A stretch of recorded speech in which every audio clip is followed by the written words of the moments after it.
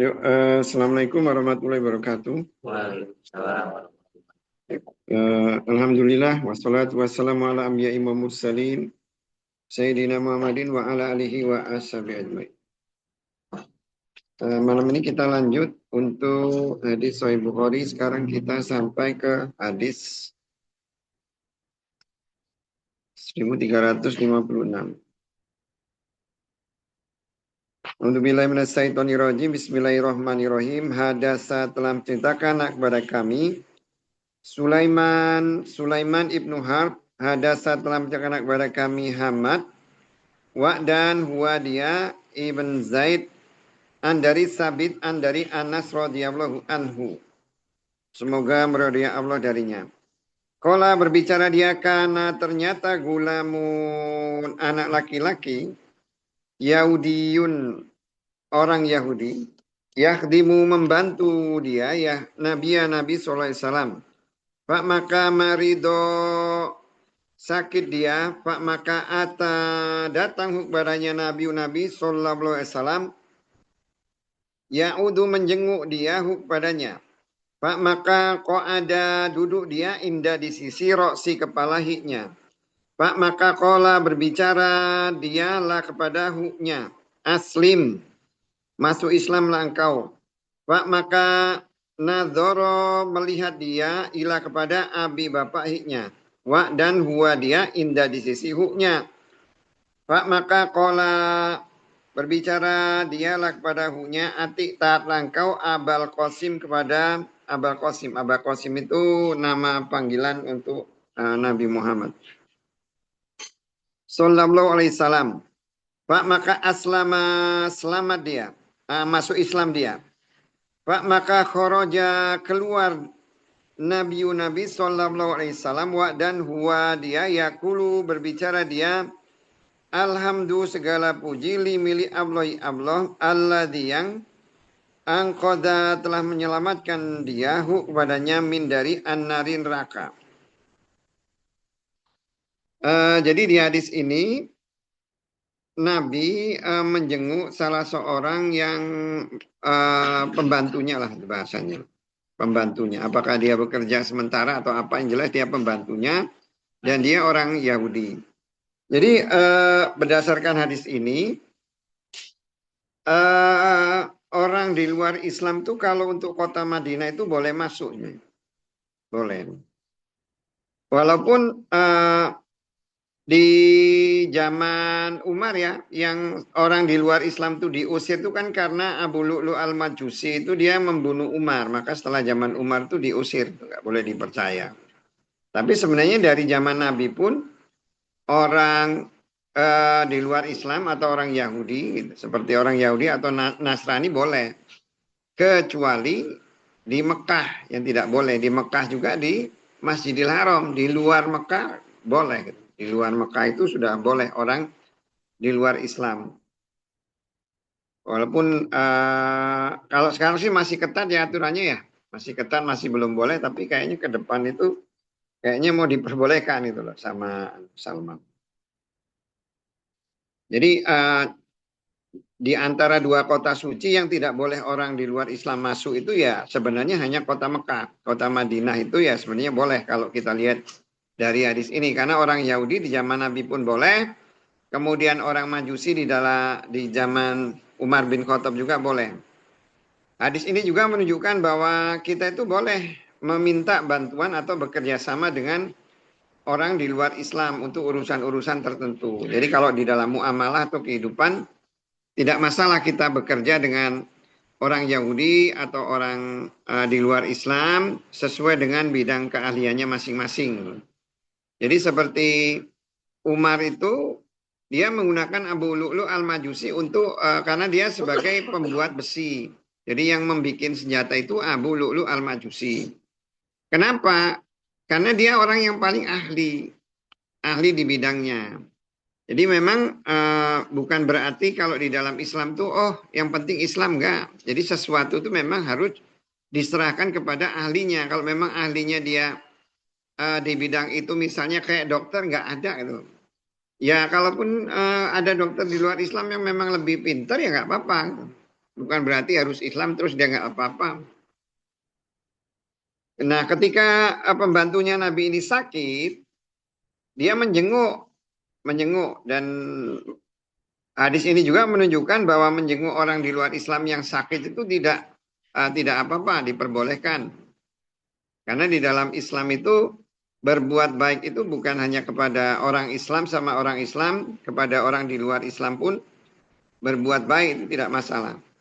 Nah, hanya di sini Nabi ketika dia sakit, dia menawarkan kepada anak tersebut untuk masuk Islam. Kemudian anak itu nengok ke bapaknya. Jadi kata bapaknya, ya udah ikutin aja ini apa itu Abul Qasim, itu sebutan untuk Nabi. Nah, dengan hadis ini ulama itu terkait dengan orang atau anak-anak di luar Islam itu bagaimana gitu loh. Apakah mereka itu nanti masuk surga atau masuk neraka itu anak di luar Islam itu tidak sebagian ulama itu mengatakan bahwa kalau dia belum mukalaf ya dikembalikan kepada Allah nanti urusannya. Tidak berani bilang bahwa mereka itu pasti masuk surga. Tapi kalau anak-anak Islam, yang anak Islam, ya berani mereka mengatakan bahwa itu tuh nanti mereka akan masuk surga. Dari mana? Ya dari kata Nabi ini. Ketika anak Yahudi ini kan ngomongin gulam itu kan anak laki-laki yang dia belum akil balik, itu disebutnya sebagai gulam. Tapi dia lebih besar dari walad. Kalau walad itu kan di atas sekitar di atas 7 tahunan lebih itu di bawah 7 tahunan gitulah itu walad itulah. Kalau di agak gede udah mau mendekati akil balik itu disebut sebagai gulam. Nah, Nabi mengatakan bahwa alhamdulillah yang telah menyelamatkan si orang ini tuh dari neraka. Jadi memang tugas Nabi itu adalah mengajak umat Islam itu atau mengajak manusia itu supaya tidak masuk neraka. Jadi semakin banyak yang bisa dia selamatkan, maka tugas dia itu menjadi berarti terlaksana. Nah, harusnya sih seperti ini sih yang dilakukan oleh orang Islam, yaitu melakukan syiar-syiar Islam, dakwah kepada orang di luar Islam, kapan ada kesempatan mengajak mereka itu untuk masuk Islam. Karena sebenarnya kan pada hakikatnya kita ini dengan sesama manusia itu kan ya satu turunan. Jadi kalau Nabi itu memandang orang di luar Islam itu memandang itu sebagai saudara itu. Saudara tapi saudara dari satu keturunan dengan Nabi Adam. Bagaimana dia bisa menyelamatkan orang itu dari neraka. Bahkan ketika Nabi itu diminta agar orang itu tidak mau dihancurkan, Nabi menolak ya ketika ketika dia datang ke Yasrib, dia berdakwah malah satu Yasrib itu semuanya keluar ngelemparin batu ke dia, menolak ajaran Islam. Nah, sehingga datang malaikat gunung datang kepada Nabi, saya diutus oleh Allah, kalau kamu menghendaki mau ditimpakan gunung itu ke Yasrib. Jadi kata Nabi jangan katanya. Siapa tahu dari mereka itu keluar orang-orang yang soleh. Dan ternyata setelah Nabi meninggal mereka itu justru masuk Islam. Masuk Islam dan Islamnya bagus. Ketika semua wilayah itu murtad setelah Nabi meninggal, justru Yasrib itu yang dia tidak murtad. Kenapa tapi Nabi memerangi orang kafir? Ya orang kafir itu kan memerangi karena mereka itu menghalang. Kalau orang di luar Islam dia tidak menghalangi Islam ya tidak menjadi musuh Islam. Tapi ketika mereka menghalangi ya menjadi musuh Islam. Nah kalau di sini kan babnya ngomongin tentang bagaimana kalau seorang anak mati dalam Islam gitu kan. Orang Islam mati gitu. Makanya di sini cerita bahwa kalau seorang anak dia mati dalam kondisi bukan Islam itu nanti oleh Allah yang akan bertanya langsung kepada dia. Apakah dia itu Islam atau tidak itu Allah nantinya akan menanyakan. Yang akan nanya kepada dia. Tapi kalau bapak ibunya Islam itu ya nggak ditanya lagi oleh Allah, yang akan ditanya itu hanya anak-anak yang bukan Islam. Bagaimana dia keyakinannya terhadap Allah. Nah itulah Allah nanti yang langsung menanyakan Kalau dia menghendaki ya akan dimasukkan ke surga, kalau dia menghendaki akan dimasukkan ke neraka, itu terserah Allah. Hadasa telah menceritakan kepada kami Ali ibnu Abdillah. Hadasa telah menceritakan kepada kami Sufyan. Qala berbicara dia. Qala berbicara Ubaidullah. Ubaidullah sami itu mendengar aku. Ibnu Abbas radhiyallahu anhuma. Semoga Allah meridhoi dari dia berdua. Yakulu berbicara dia. Kuntu ternyata aku, anak aku, wa dan ummi aku, min dari mustad'afina, orang-orang yang lemah. Anak aku min dari al-walidani, kedua orang tuaku. Wa dan ummi, ibuku, min dari an-nisa'i, perempuan. Wildan ya, wildan, anak-anak ya. Anak aku min dari wildan, anak-anak. Bukan wildani. Wildan itu anak-anak. Jadi di sini ini ucapan, bukan ucapan Nabi sebenarnya. Kan ini ucapan dari Ibnu Abbas ya. Ibnu Abbas berarti kan anaknya Abbas. Karena waktu, nah inilah hebatnya ya. Jadi Abbas, istrinya itu masuk Islam, anaknya masuk Islam, pamannya Abbas itu belum masuk Islam. Ini Ibnu Abbas kan. Pamannya Abbas itu kan masuk Islam itu kan setelah tertawan di Perang Badar kan ya. Kan waktu Perang Badar itu Abbas itu ditawan dan itu memang pamannya itu Abbas bin Abdul Muthalib itu juga banyak membela, gitu. Banyak membela Nabi selama Nabi itu di Mekah. Makanya ketika akan terjadi Perang Badar itu Nabi itu udah wanti-wanti. Disebutin satu-satu, kalian jangan ganggu ini, jangan ganggu ini, jangan ganggu ini. Karena mereka tuh sebenarnya itu nggak mau memerangi kita gitu loh. Cuman kalau nggak memerangi nanti dimusuhin sama Quraisy gitu. Termasuk salah satunya itu Abbas gitu. Nah, ada salah seorang yang akhirnya itu ketika perang itu dia bunuh salah satu yang dilarang Nabi. Kemudian dia udah ngomong, dia langsung lapor kepada Nabi, wahai Nabi, saya membunuh si ini. Saya udah kasih tahu dia, saya itu tidak boleh memerangi dia. Dia mau ngajak perang itu saya udah nggak mau gitu, tapi mepet saya terus ya terpaksa akhirnya. Oh ya udah nggak apa-apa. Nah, Ibnu Abbas dan istrinya itu masuk ke dalam orang-orang yang lemah ya, orang-orang yang lemah. Orang-orang yang lemah di sini itu sebenarnya orang-orang yang disebut mustad'afin itu adalah orang-orang yang punya alasan untuk tidak pergi berjihad. Nah, seakan-akan Ibnu Abbas itu secara tidak langsung itu mengatakan bahwa ketika seorang anak itu Islam, dia kan ngomongnya anak-anak dia masuk Islam ikut ibunya. Secara tidak langsung dia mengatakan bahwa anak yang sudah Islam itu ya dihitung sebagai orang Islam. Orang tuanya Islam. Iya, karena orang ibu walaupun ibunya. Jadi ibunya Islam otomatis anaknya itu jadi Islam. Makanya di dalam Islam itu ketika sholat itu ketika ada orang anak mati, kemudian anak mati itu kan biasanya kan anak dinisbatkan kepada bapak gitu ya, dinisbatkan kepada bapak. Tapi ketika ada seorang anak meninggal dan dia orang tuanya baik salah satu itu atau bapak atau ibunya itu Islam, maka anaknya itu bisa dihitung sebagai anak yang Islam dan dia bisa disolatin. Jadi nggak harus ke bapaknya, nggak harus ke bapaknya.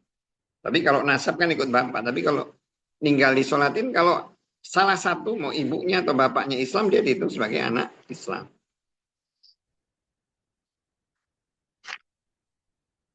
Hadasa telah menceritakan kepada kami, Abul Yaman Akbaro telah mengabarkan kepada kami Su'aib. Qala berbicara Ibnu Syihab, yusolli disolatkan, menyolatkan dia Allah kepada kulli setiap mauludin yang dilahirkan, mutawafa yang meninggal, dan kalau kana ternyata li ghayatin anak hasil zina. Min dari ajli karena anna sungguhnya wulida dilahirkan ala atas fitrati fitrah al islami Islam.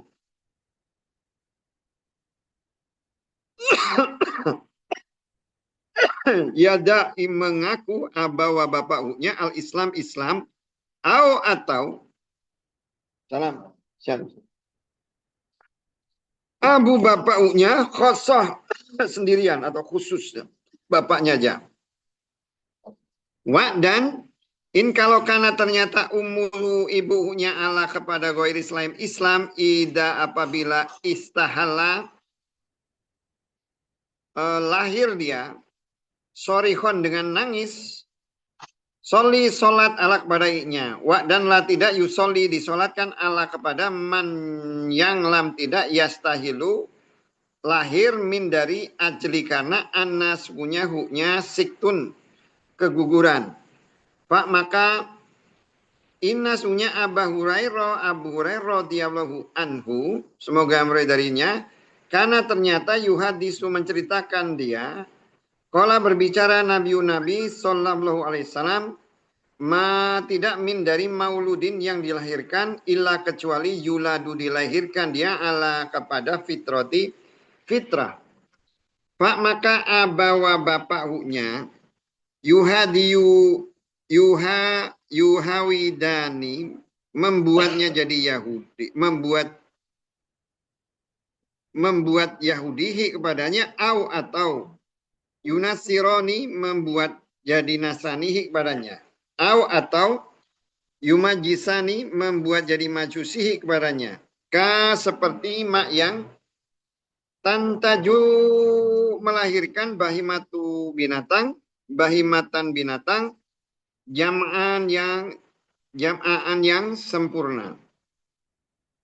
Hal apakah tuhisuna mengira kalian di dalam hanya min dari jada'an cacat.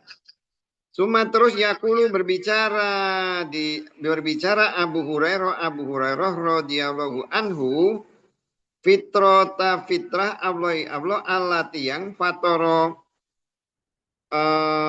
mengurus anasak pada manusia ala kepada hiknya al-ayah.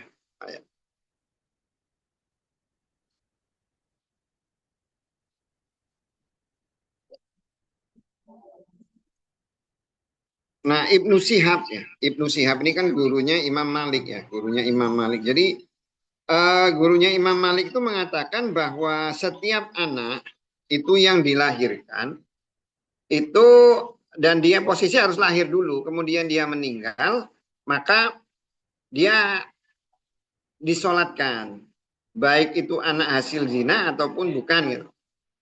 Karena apa? Karena kalau anak hasil zina yang dosa itu kan bapak ibunya, bukan anaknya. Dasarnya adalah bahwa setiap orang Islam itu dilahirkan dalam keadaan suci. Kemudian ada juga yang dia berpendapat bahwa anak yang dilahirkan tuh dia harus lahir hidup. Lahir hidup itu kan ditandai dengan nangis. Jadi kalau dia lahir mati. Jadi kalau menurut Ibnu Syihab itu dia tidak disolatkan. Kebanyakan ulama mengatakan seperti itu. Kalau dia lahir mati tidak disolatkan. Tapi kalau dia lahir terus dia sempat nangis walaupun setelah itu mati, maka dia disolatkan. Nah sebenarnya kan kalau kita lihat ya, apakah anak itu sebenarnya harus disolatkan ya? Kan kalau anak itu kan belum punya kewajiban kan ya. Anak itu kan belum punya kewajiban.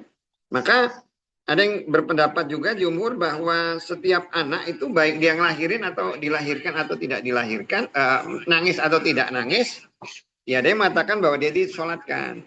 Termasuk juga ketika anak itu kan kalau umur, kan sebenarnya kan kalau anak yang memang sudah berbentuk manusia atau dihitung sebagai manusia itu kan kalau dia dilahirkan hamilnya itu di atas 4 bulan ya. Di atas 4 bulan itu kan sudah ditiupkan roh. Kan berarti kan dia sudah dihitung sebagai manusia. Ada juga yang berpendapat seperti itu. Tapi kalau jumhur ulama berpendapat bahwa anak yang dia dilahirkan ya tadi kalau dia kondisinya hidup ya dia disolatkan karena setiap anak itu dilahirkan dalam kondisi suci, dalam kondisi suci. Apalagi kalau dia anak hasil zina, jadi tidak dihitung dia. Nah, karena anak itu dalam kondisi suci ketika dia meninggal, ya tidak dia harus tetap disolatkan. Nah, yang masalah itu adalah anaknya orang tuanya yang dia Yahudi atau Nasrani, gitu masalahnya di situ. Jadi sebenarnya kalau anaknya orang Yahudi dan orang Nasrani, kalau secara hukumnya kita menghukumi mereka itu apa disolatkan atau tidak disolatkan, kalau orang tuanya itu Yahudi atau Nasrani ya tidak disolatkan. Kalau yang di akhiratnya itu kan urusan akhirat, nanti dia ada hitungannya kan Islam itu urusannya kan ya. Ya sepertinya tapi kalau dia apa itu namanya orang tua dari Nasrani atau Yahudi ya tadi, kecuali kalau dia udah lahir belum apa-apa, karena yang akan membuat dia jadi Yahudi atau Nasrani kan orang tuanya. Nih kalau bawahnya dia lahir, gitu kan, mati ya memang, dia udah pasti dia nggak terpengaruh gitu kan oleh orang tuanya. Iya, tapi ketika dia misalnya usia 7 tahun atau 8 tahun orang tuanya Yahudi atau Nasrani, kan sudah nggak fitrah lagi. Fitrah itu kan ketika pertama kali dia dilahirkan. Fitrah itu kan pertama kali ketika dia lahirkan tuh fitrah, nggak nanggung dosa apapun. Nah, dia jadi Majusi atau Nasrani itu tergantung bapak ibunya. Jadi ketika ada anak-anak yang orang tuanya Yahudi atau Nasrani, dia dihukumi seperti hukum bapak ibunya. Dihukumnya itu apa? Tidak disolatkan. Walaupun misalnya orang tuanya habis itu minta disolatkan gitu, enggak bisa. Masalah hukum di akhirat itu urusan Allah nanti. Walaupun kalau cara Islam kan sebenarnya seseorang itu dihitung sebagai kafir atau Islam itu kan diakil balik ketika dia balik. Hadasa telah menceritakan kepada kami Abdan, Akbaro telah mengabarkan kepada kami Abdullah, Akbaro telah mengabarkan kepada kami Yunus, dari Az-Zuhri, Akbaro telah mengabarkan kepadaku Abu Salamah ibnu Abdirrahman, anna sungguhnya Abu Hurairah radhiyallahu anhu, qala berbicara dia. Qala berbicara Rasul Allah sallallahu alaihi wasallam. Ma tidak min dari mauludin yang dilahirkan illa kecuali yuladu dilahirkan dia ala di atas fitrati fitrah. Pak maka abawaba kedua orang tuahunya hawidani yang yuwaibedani menjadikan Yahudi kepadanya atau yunasiro nih menjadikan Nasrani kepadanya atau yumajisani menjadikan majusi kepadanya. Seperti mak yang tuntaju dilahirkan bahimatan binatang. Hal apakah tuhisuna mengira kalian di dalam haknya min dari jadaah cacat. Suma terus yakulu berbicara Abu Hurairah radhiyallahu anhu fitrah Allah alati yang fatoro telah memelihara dia annasa manusia ala kepadanya la tiada tabdila pengganti li kepada kholki ciptaan Allah zalika itu ad-dinu agama al-qayyim yang kuat ya, yang kuat, yang berdiri tegak. Qayyim itu kan yang berdiri tegak.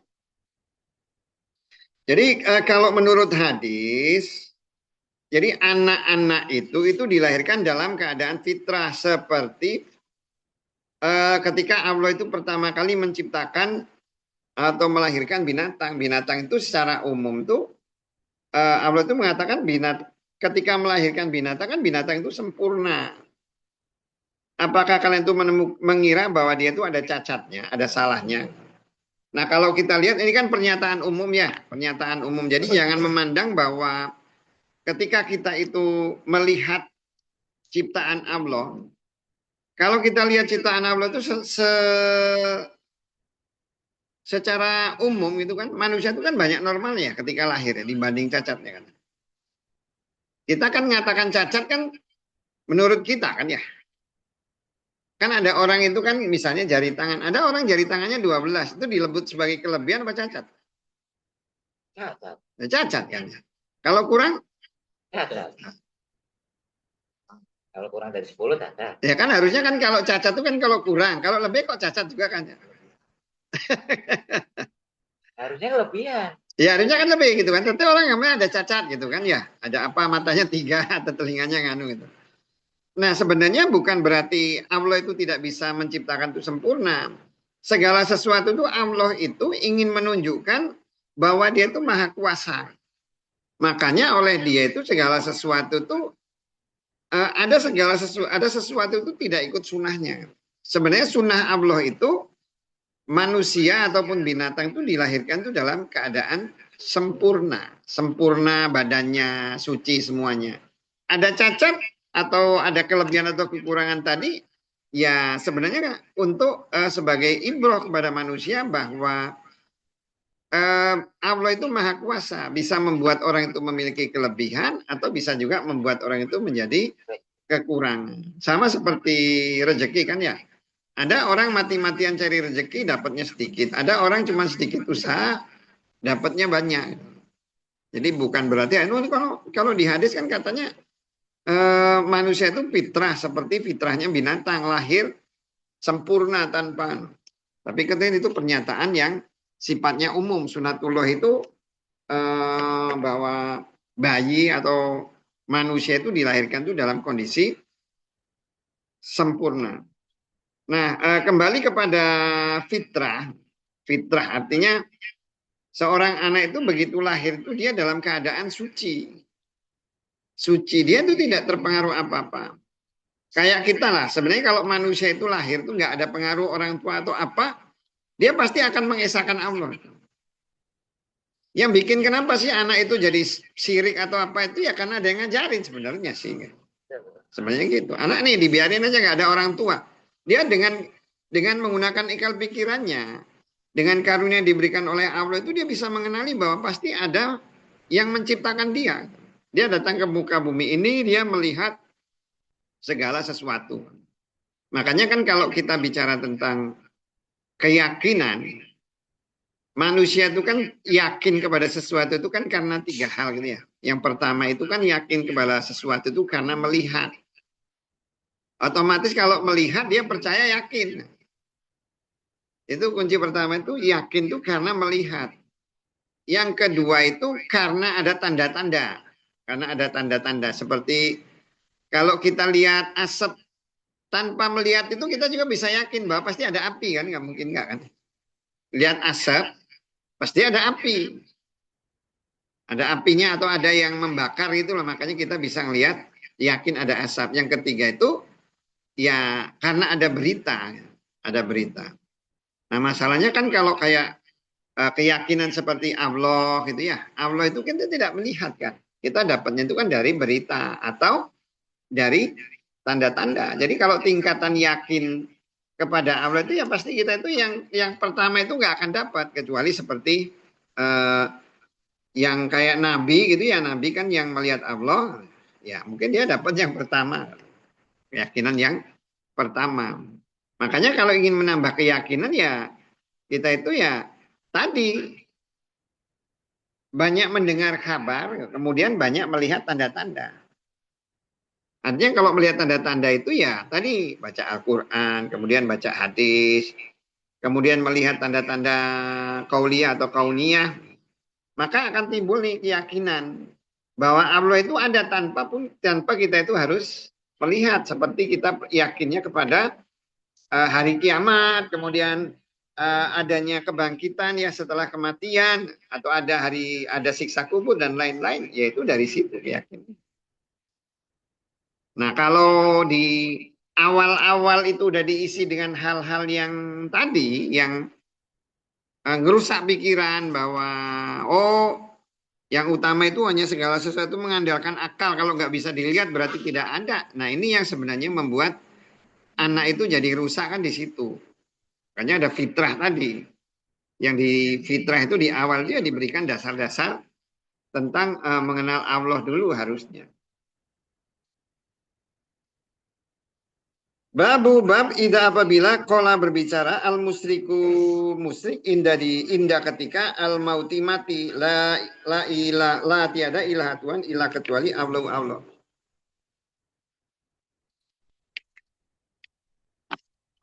Hadasa telah menceritakan kepada kami Ishak. Ahbaro telah mengabarkan kepada kami Yakub. Ibnu Ibrahim kola berbicara dia hadasa telah menceritakan kepadaku Abi bapakku Andari Soleh Andari Ibnu Sihab kola berbicara dia. Akbaro telah mengabarkan kepadaku Sa'id Ibnu Musayyib Andari Abi bapaknya Anas hunyahunya. Akbaro telah mengabarkan dia kepadanya Anas hunyahunya lama ketika Hadarot datang. Aba Tolib kepada Abu Tolib wafatu kematian. Ja'a datang kepadanya Rasul Allahi Allah SAW. Maka wajada menemukan dia indah di sisi huknya Abu Jahal Ibnu Hisam. Dan Abdullah Ibnu Abi Umayyah Ibnu Mughirah. Kala berbicara Rasulullah SAW li kepada Abi Tolib ya wahai ami pamanku kul katakanlah la tiada ilah Tuhan ilah kecuali Allah kalimatan kalimat ashadu. Waalaikumsalam. Ashadu bersaksi akulah bagi engkau bi dengan haknya indah di sisi Allah. Pak maka kola berbicara Abu Jahal dan Abdullah Ibnu Abi Umayyah ya wahai Abu Tolib apakah targhabu benci engkau dari milati agama Abdul Muthalib Pak maka lam tidak ya zalu henti-hentinya Rasulullah SAW ya ridu menyodorkan dia atau mengajak dia kepadanya ala kepada hiknya dan yaudani mengulang dia dengan tilka itu makolati ucapan hatta sehingga kola berbicara Abu Tolib al-akhiro di akhir tidak kalama berbicara dia pada mereka dia ala kepada milati agama Abdul Muthalib dan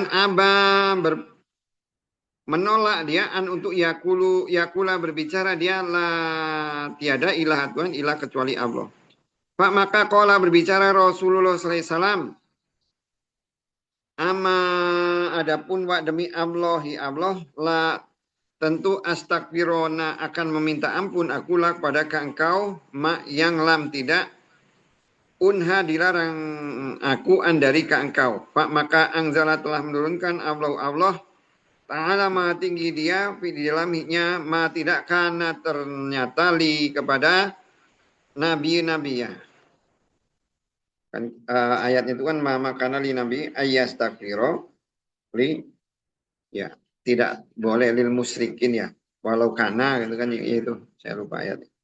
Tidak layak bagi seorang nabi itu minta ampun kepada orang musyrik walaupun itu kerabatnya.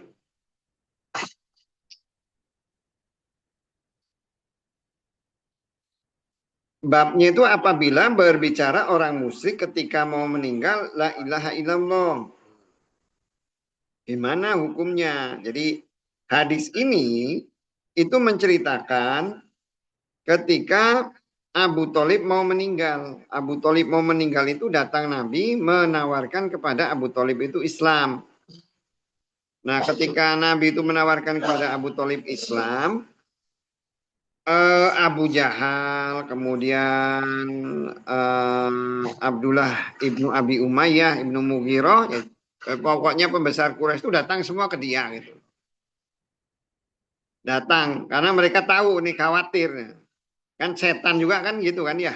Bagaimana kan setan itu kan selalu berupaya agar orang itu selalu berada di jalan kesesatan. Maka dia akan mengupayakan dipikirin gitu. Memikirin, oh ini nanti awas. Orang ini mau dimasukkan Islam sama Nabi Muhammad. Akhirnya pada datang semua. Jadi ketika Nabi itu mengajak untuk mengucapkan la ilaha illallah, seperti Abu Jahal itu udah ngomong.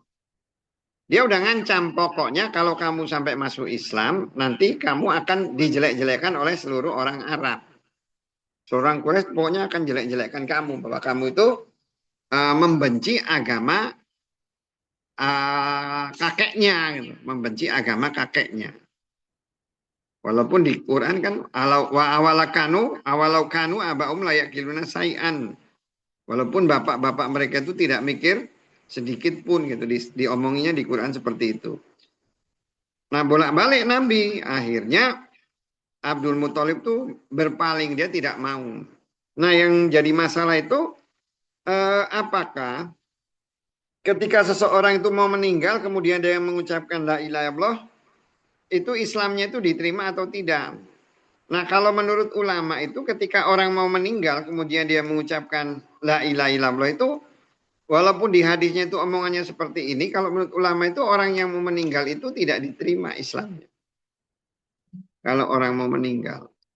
Karena Fir'aun pun ketika dia mau meninggal juga ngomong gitu. Amantu birobil Musa gitu kan. Saya beriman kepada Tuhannya Nabi Musa. Karena ngomongnya kan belum dicabut kan. Dicabut nyawanya kan belum kan. Begitu dia tenggelam itu kan dia langsung beriman gitu kan. Tapi kan belum mati. Belum mati. Jadi walaupun ada hadisnya sebelum walayu gorgor katanya sebelum nyawanya dicabut. Tapi ya ketika dia deketin mati gitu. Artinya udah bakal mati. Tapi kalau umpamanya seseorang itu masih sakit, belum tahu kapan matinya, terus dia beriman, dia masih diterima. Tapi kalau udah tahu mau mati, terus dia beriman, nggak diterima.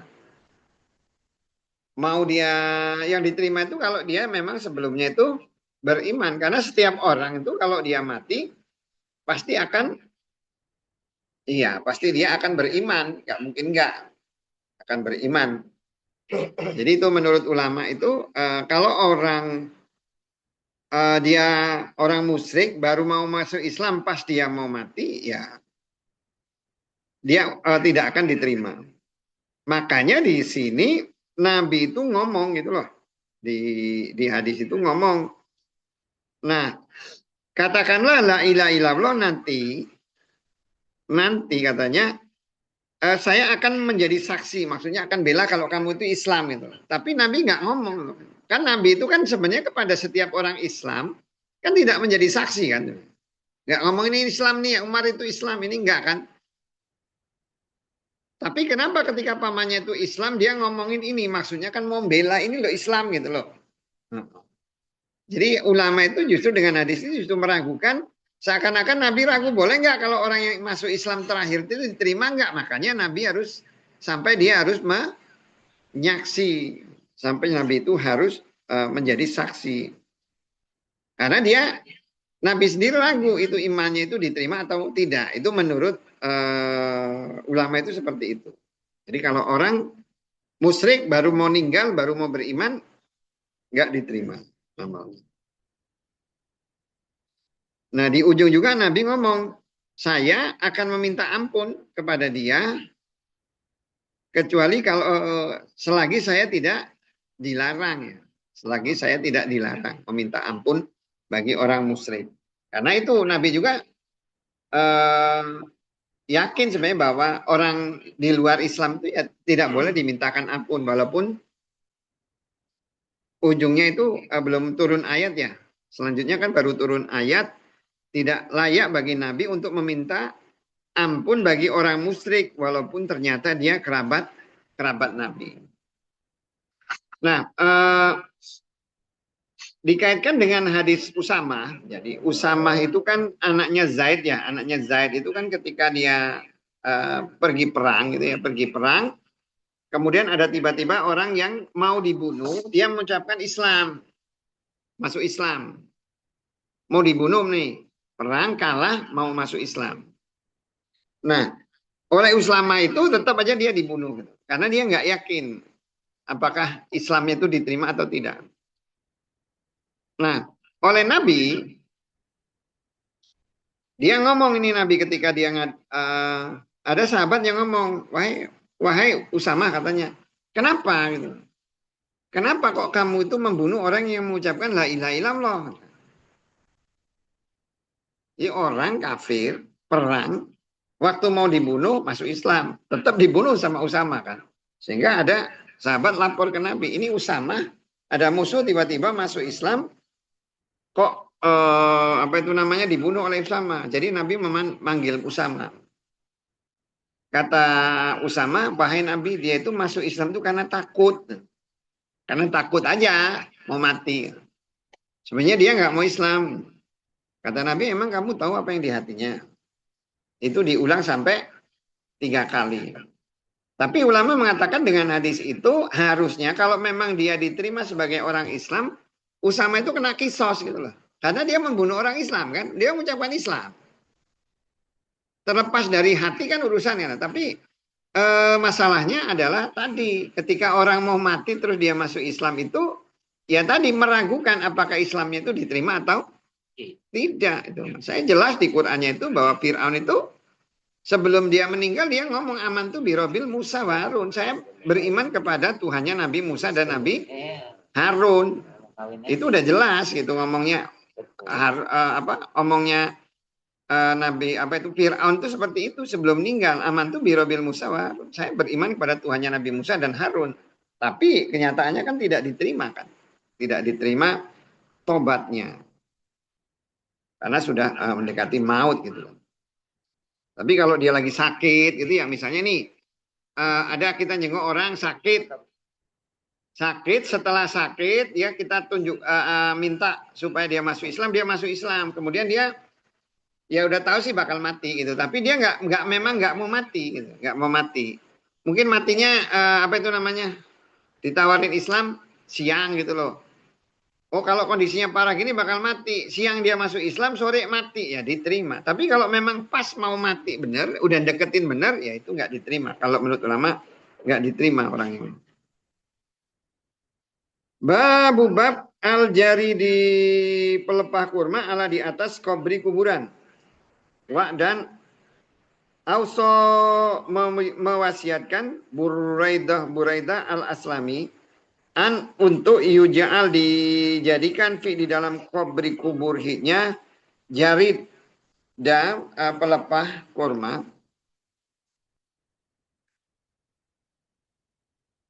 Apa? Waro'ah. Dan ro'a melihat Ibnu Umar. Oh ini kok nggak ada Ibnu. Ro'a melihat kebalik tulisan baca. Dan ro'a melihat Ibnu Umar radhiyallahu anhuma kustoton kemah ala di atas kubri kubur hiknya Abdurrahman ya. Ala di atas kubri kubur Abdurrahman. Maka kola berbicara dia inza mencopot langkah badannya ya wahai gulam anak-anak. Maka inama sesungguhnya yudillu melindungi huk badannya amal huknya. Dan kola berbicara Khorijatu ibnu Zaid Ro'aitu melihat aku. Ro'aitu ya benar. Ro'aitu melihat aku. Ni kepadaku dan nahnu aku Subbanun remaja di dalam zaman Utsman radhiyallahu an dan inna sungguhnya asada yang paling kuat nak kami dan isbata yang paling kokoh alladhi yang yatibu mengurus atau mengurus ya. Yasibu itu mengokohkan itu. Kubur Utsman ibnu Mat'un hatta sehingga yujawiza melewati dia badannya. Dan kola berbicara Utsman ibnu Hakim akhoda mengambil dia di tangan Khorijah maka ajlasa menjujukkan dia padaku ala di atas kubur dan akhbaro mengabarkan dia padaku dari ami paman hiknya Yazid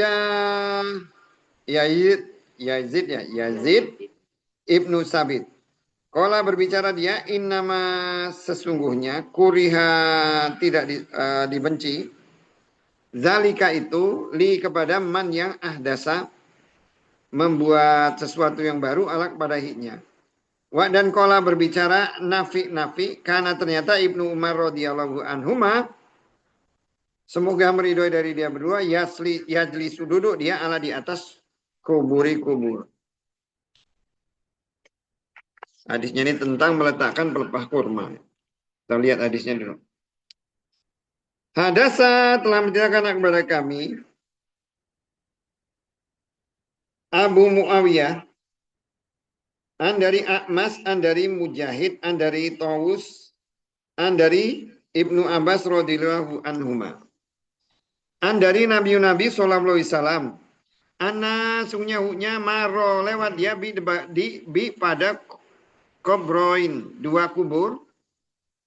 Yu'adzabani disiksa dia berdua, maka kola berbicara dia. Inna sungnya huma dia berdua, la sungguh yu'adzibani disiksa dia berdua.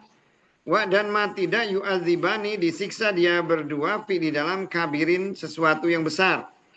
Amma adapun ahadu salah seorang huma dia berdua, maka kana ternyata dia la tidak yastatiru melindungi dia min dari bauli kencing. Wa dan amma adapun al akharu yang lain, maka karena ternyata dia yamsi berjalan dia dengan namimati mencaci. Suma terus akhoda mengambil dia jaridah apa itu pelepah korma.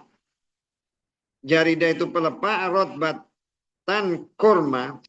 Maka Sako membelah dia hak badannya dengan nisfain dua bagian. Atau setengah ya, menjadi dua bagian. Suma terus goroza menancapkan dia di dalam kubur wahidatan satu. Maka kola berbicara, ya wahai Rasulullah Rasul Allahi Allah li karena apa sonakta mengerjakan kau hada ini. Maka kola berbicara dia, la Allah supaya huknya an bahwa yukhafif diringankan an dari umat dia berdua mak yang lam tidak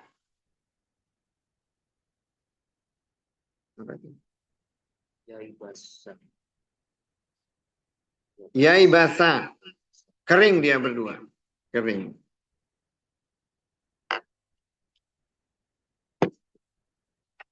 Babnya ini kan cerita tentang meletakkan pelepah kurma atau sesuatu di kuburan. Karena Nabi itu di hadis itu Nabi itu pernah lewat di lewat di kuburan, dua kuburan. Kemudian Nabi mengatakan bahwa dua orang penghuni kubur itu sedang disiksa. Jadi Nabi mengambil kebetulan ada kurma, pelepah pohon kurma. Diambil pelepahnya kemudian dibelah jadi dua. Satu ditancapkan di masing-masing kuburan. Kemudian sahabat bertanya, ya Nabi kenapa engkau berbuat seperti itu? Katanya supaya dia diringankan dari siksa. Nah, berdasarkan hadis ini, ada sahabat itu ya, ada tabi'in nih kalau sini. Ada tabi'in itu yang dia berpesan ya ketika dia meninggal, dia minta diletakkan pelepah korma di atas kuburan dia. Nah, bagaimana menurut ulama? Menurut ulama,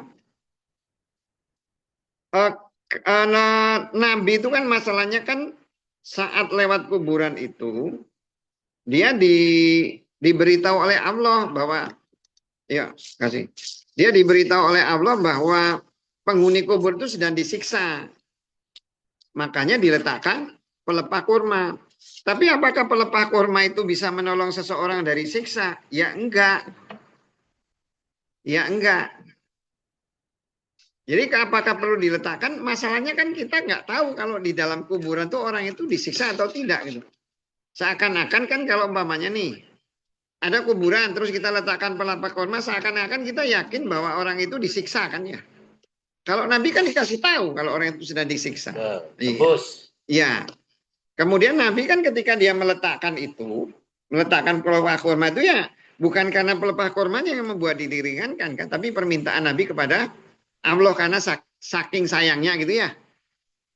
Nabi kan lewat di kuburan-kuburan yang lain kan karena nggak dikasih tahu oleh Allah bahwa ini disiksa atau tidak disiksa kan Nabi nggak tahu. Betul. Karena dia dikasih tahu, dia disiksa ya sebagai Nabi dia minta ampun gitu kan ya. Minta ampun mungkin diberikan oleh wahyu pada Allah, ya udah kasih kelekah korma, nanti saya nggak disiksa selama ininya masih kering, Nabi kan nggak minta. Di sini Nabi nggak ngomong tidak disiksa sama sekali kan ya. Oh kenapa kok hanya sampai pelepah korma aja gitu. Ya mungkin itu memang dia diberitahu oleh Allah dan sebagai wujud sayangnya dia memintakan ampun ya, memintakan ampun supaya orang ini tidak disiksa sampai ini. Allah nyenengin Nabi lah.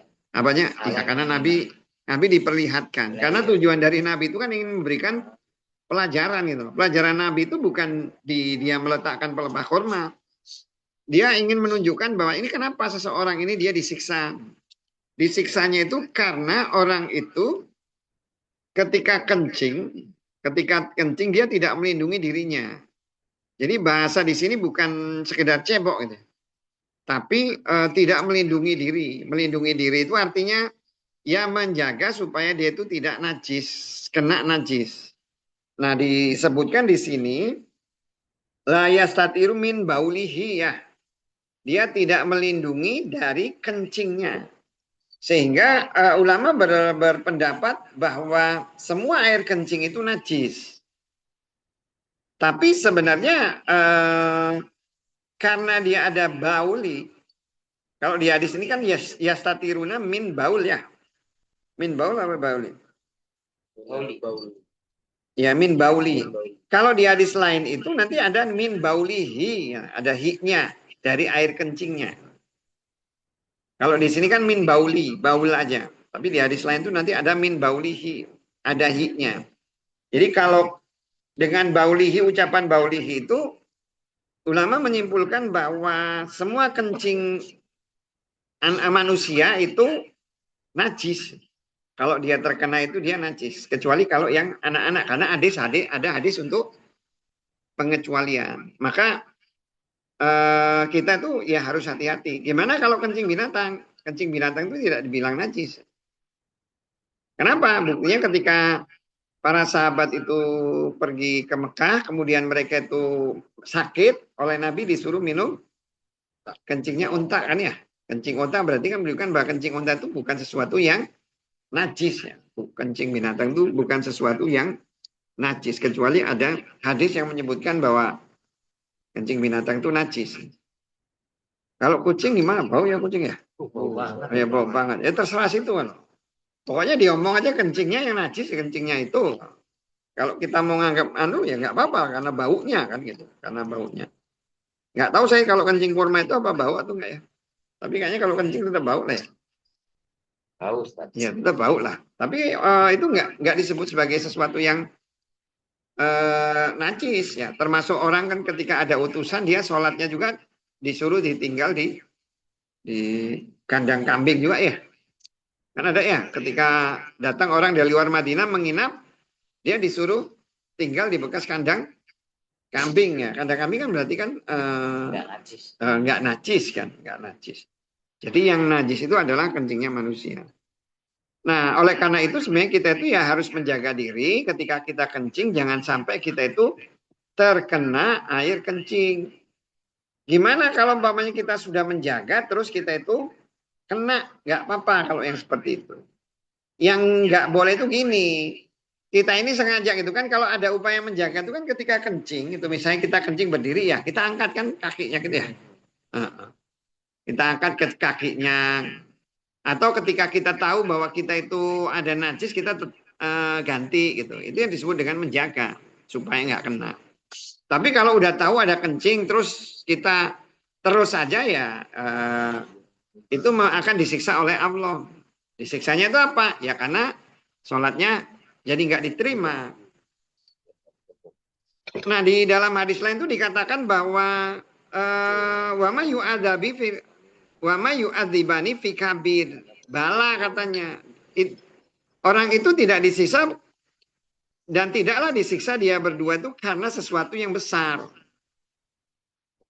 Bala gitu loh. Bala itu jawaban untuk sesuatu yang bertentangan ya, bertentangan. Ngomong ya nggak kayak gitu katanya. Bahkan itu sesuatu yang besar. Maksudnya apa? Sesuatu yang kecil tapi jadi dosa besar. Itu kan hal sepele tapi dosanya dosa besar itu.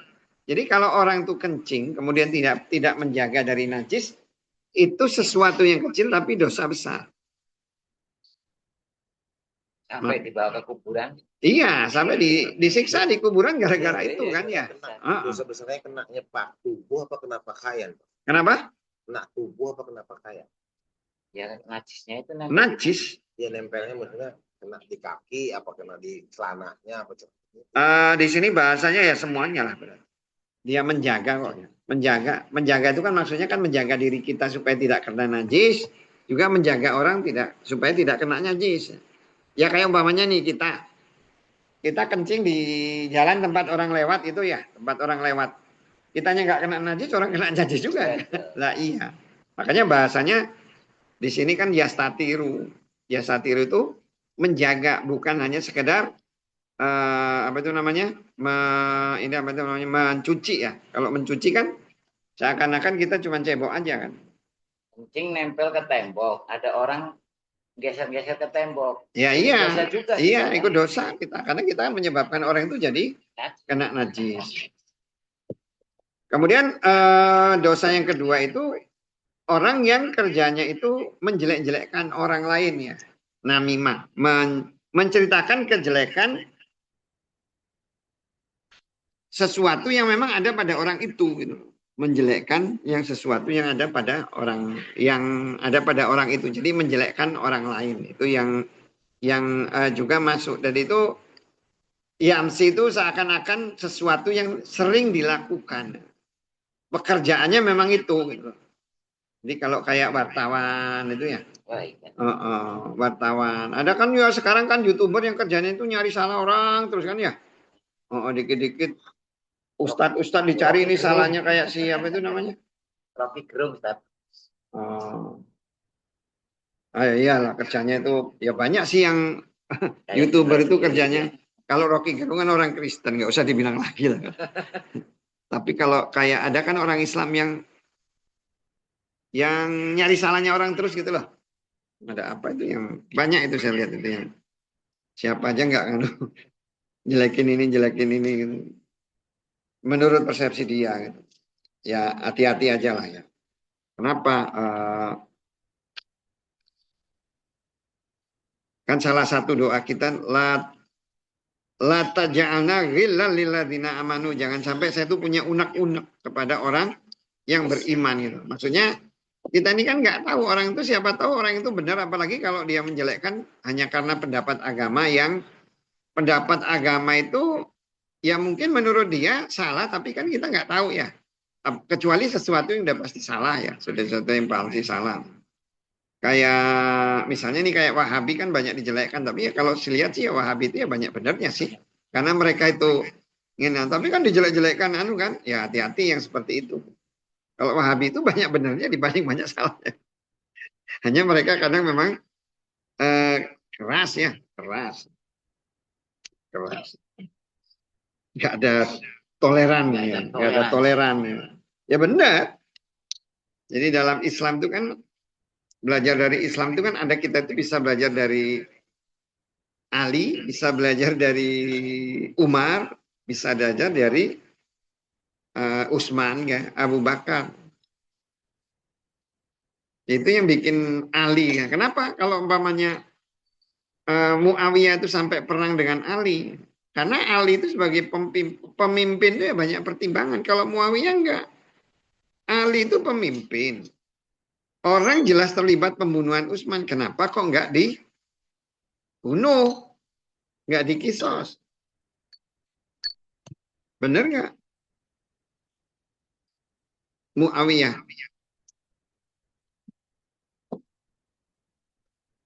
Benar Ustaz. Iya, udah jelas. Orang yang terlibat pembunuhan itu orangnya itu udah jelas. Kenapa nggak dibunuh? Malah jadi tentaranya Ali. Kapung. Kata Muawiyah. Kata Ali nggak kayak gitu. Kata Ali itu kan orang yang memang dia terlibat. Tapi ada yang dia terlibat bunuh langsung, ada yang ngikut. Kemudian itu ada yang terlibat langsung, ada yang ngikut. Yang orang yang membunuh Utsman langsung itu udah terbunuh gitu loh. Memang ini orang ini ikut demon bareng-bareng gitu loh.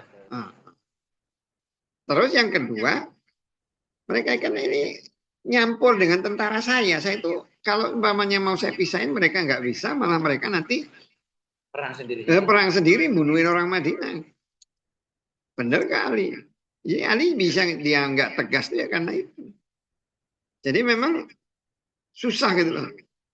Makanya sampai sahabat itu di zaman itu tuh sahabat tuh bingung mana yang benar antara Ali dan Muawiyah. Karena dua-duanya itu ya sama-sama benar. Hanya kan kalau orang luar kan ngomongnya kan karena Muawiyah itu pengen jadi khalifah. Muawiyah itu nggak pernah pengen jadi khalifah. Dia nggak pernah nuntut supaya jadi khalifah. Makanya kalau kamu pengen jadi khalifah, kamu aja khalifahnya. Kata Ali, enggak, dia nggak mau. Kamu aja khalifah. Kamu. Makanya itu kalau ya jangan ada unek-unek ya. Makanya kalau kita lihat sejarah perangnya itu luar biasa ya. Di mana di dalam sejarah perang itu ya antara kalau sahabat itu ya saling menghormati bener loh.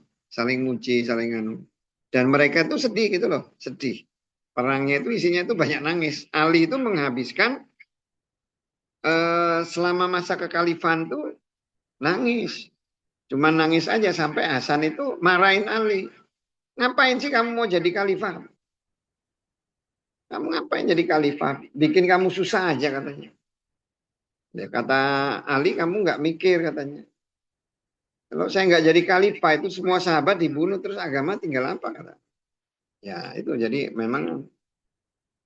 Jadi itu ya upayakanlah kita ini di dalam kehidupan jangan saling menjelekkan ya, jangan saling menjelekkan. Apalagi hal-hal yang tidak kalau kita mau menyatakan sesuatu yang jelek terus supaya orang itu berhati-hati ya nggak apa-apa. Karena sifatnya kan peringatan. Misalnya nih, hati-hati nih.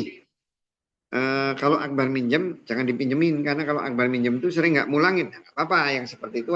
Tapi niatnya itu untuk kehati-hatian. Tapi kalau niatnya itu memang menjelekkan, ya nggak boleh gitu kan.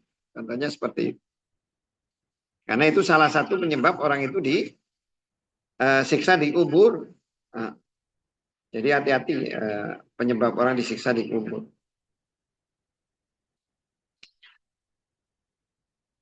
Nah, jadi kalau meletakkan sesuatu ini kan ada apa itu namanya pembantunya Abdurrahman ya, Abdurrahman dia membuat kemah gitu ya. Kemudian dia kan udah wanti-wanti agar diletakkan dia ngomong suruh nyopot, kemudian dibilang bahwa yang melindungi orang di kubur itu adalah amalnya. Makanya itu kalau umpamanya kita beramal, ingat bahwa ketika kita itu dikubur nanti gitu kan. Dikubur itu kan ketika kita meninggal itu kan roh kita itu kan diangkat. Diangkat malaikat dibawa ke atas. Kalau memang kita itu rohnya oleh yang soleh itu wangi. Kemudian itu disambut oleh malaikat yang ada di langit. Nah, kemudian nanti dikembalikan lagi untuk ditanya itu loh. Tapi udah dari baunya. Setelah ditanya oleh malaikat dan ternyata kita soleh itu nanti kita akan didatangi oleh amal kita dalam bentuk manusia yang bentuknya itu wangi, harum, bikin senang gitu loh.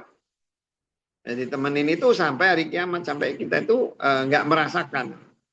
Tapi kalau umpamanya kita itu beramal buruk, nanti kita akan ditemani oleh amal kita yang seperti baunya itu seperti bangkai, wajahnya itu mengerikan, jadi bikin takut gitu. Itu sampai hari kiamat. Makanya ketika kita beramal itu ya harus ingat itu bahwa amal itu nantinya akan Iya, menemani. Ketika kita itu sudah meninggal, suami istri tidak menemani, harta tidak menemani. Walaupun harta kita ikut dikubur juga tidak akan menemani. Walaupun konsep orang Cina masih agak masuk akal kan. Orang Cina dulu kan kalau meninggal kan hartanya dikubur. Maksudnya untuk nyuap malaikat lah. Contohnya gitu. Ada kan film itu kan ya? Ya kalau sekarang dikasih ini ya, apa itu namanya? Uang kertas ya. Tujuannya apa? Untuk nyuap malaikat karena biasa nyuap di dunia. Jadi ke bawah di akhirat nyuap. Nanti bayar di sana. Jadi itu kalau umpamanya kita sholat, ingat bahwa sholat kita itu nantinya akan menemani kita di kuburan. Makanya beramalah sebaik-baiknya.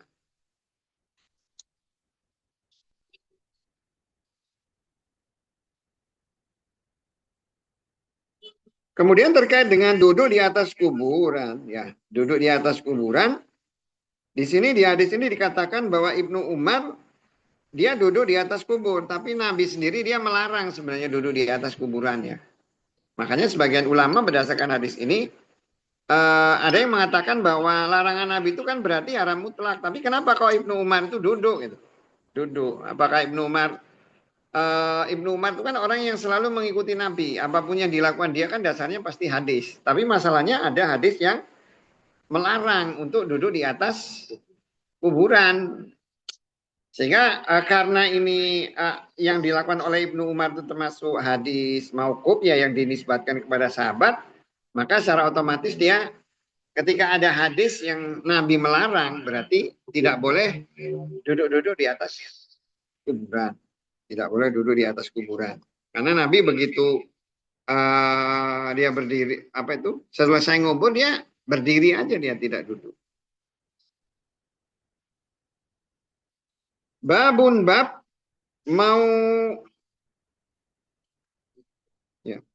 Terus dibilang juga bahwa kalau dia meletakkan sesuatu di atas kuburan yang tadi itu ya, meletakkan apa itu namanya? Pelepah atau benda-benda yang tujuannya untuk diringankan siksanya itu termasuk salah satu bentuk bid'ah. Makanya di sini diingatkan jangan kamu melakukan sesuatu yang baru kepadanya. Jangan melakukan sesuatu yang bid'ah.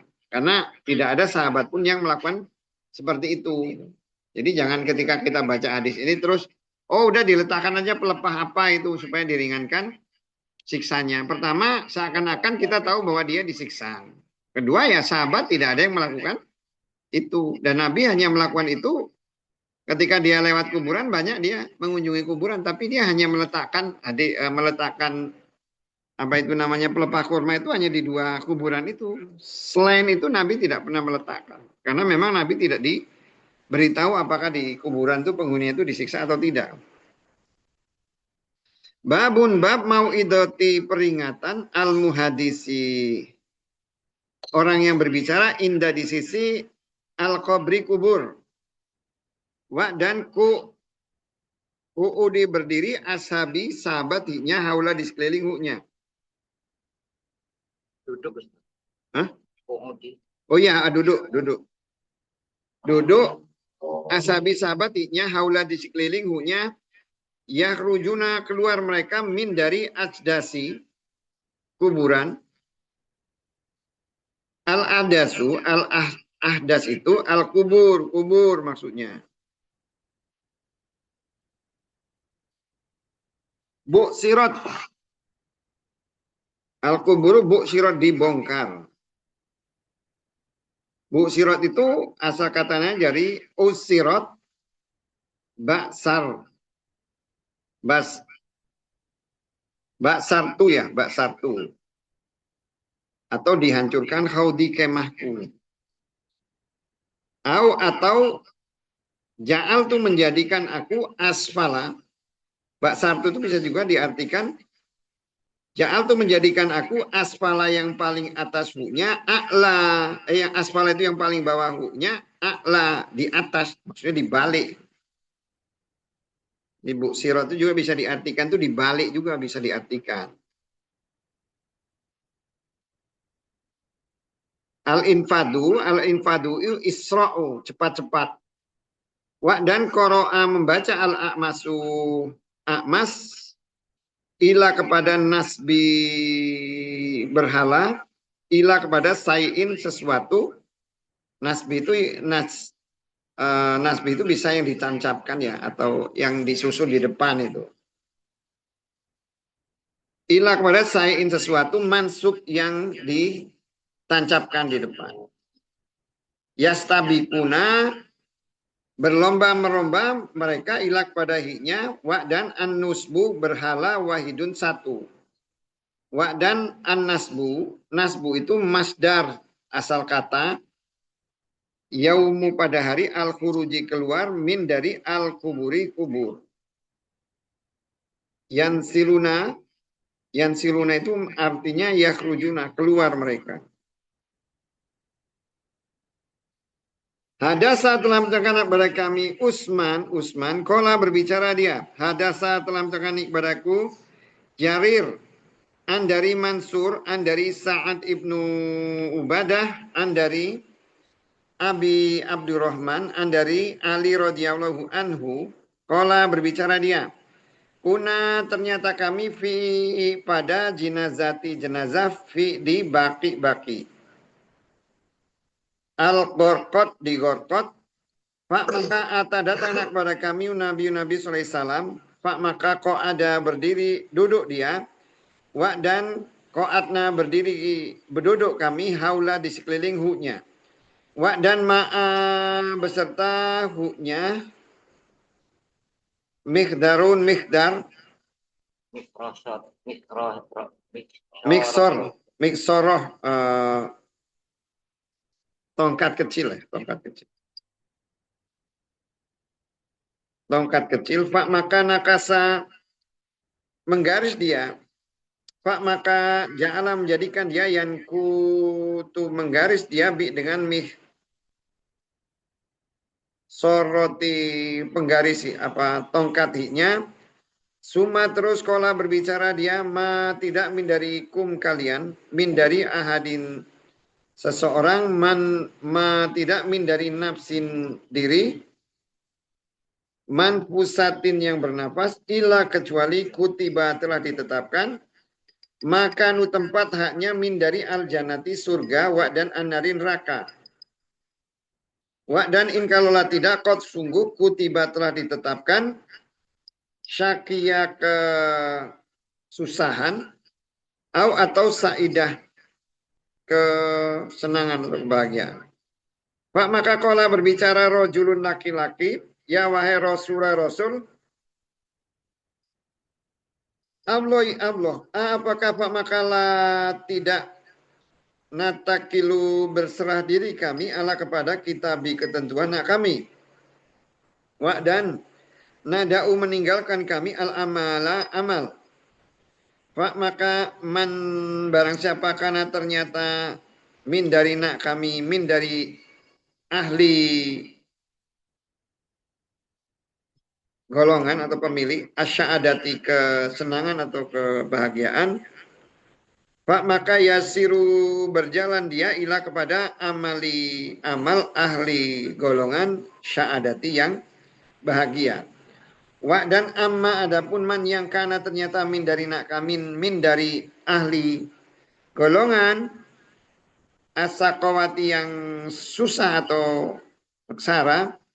Pak maka yasiru berjalan dia ila kepada amal ahli golongan as-sakawati yang susah atau sengsara. Kala berbicara dia, ama adapun ahlu golongan sa'adati yang berbahagia, Pak maka yubasirun ada. Yubassaruna digembirakan bergembira mereka kepada amal as-sa'adati yang bahagia. Wa dan amma adapun ahlu saqawa golongan yang susah ya. Pak maka yubassiruna bergembira mereka kepada amal saqawati yang sengsara atau susah. Cuma terus qara'a membaca dia Pak maka amma adapun man yang akto yang taat dia, dan ittaqo, bertakwa dia. Ayatnya itu. Wallahi ini.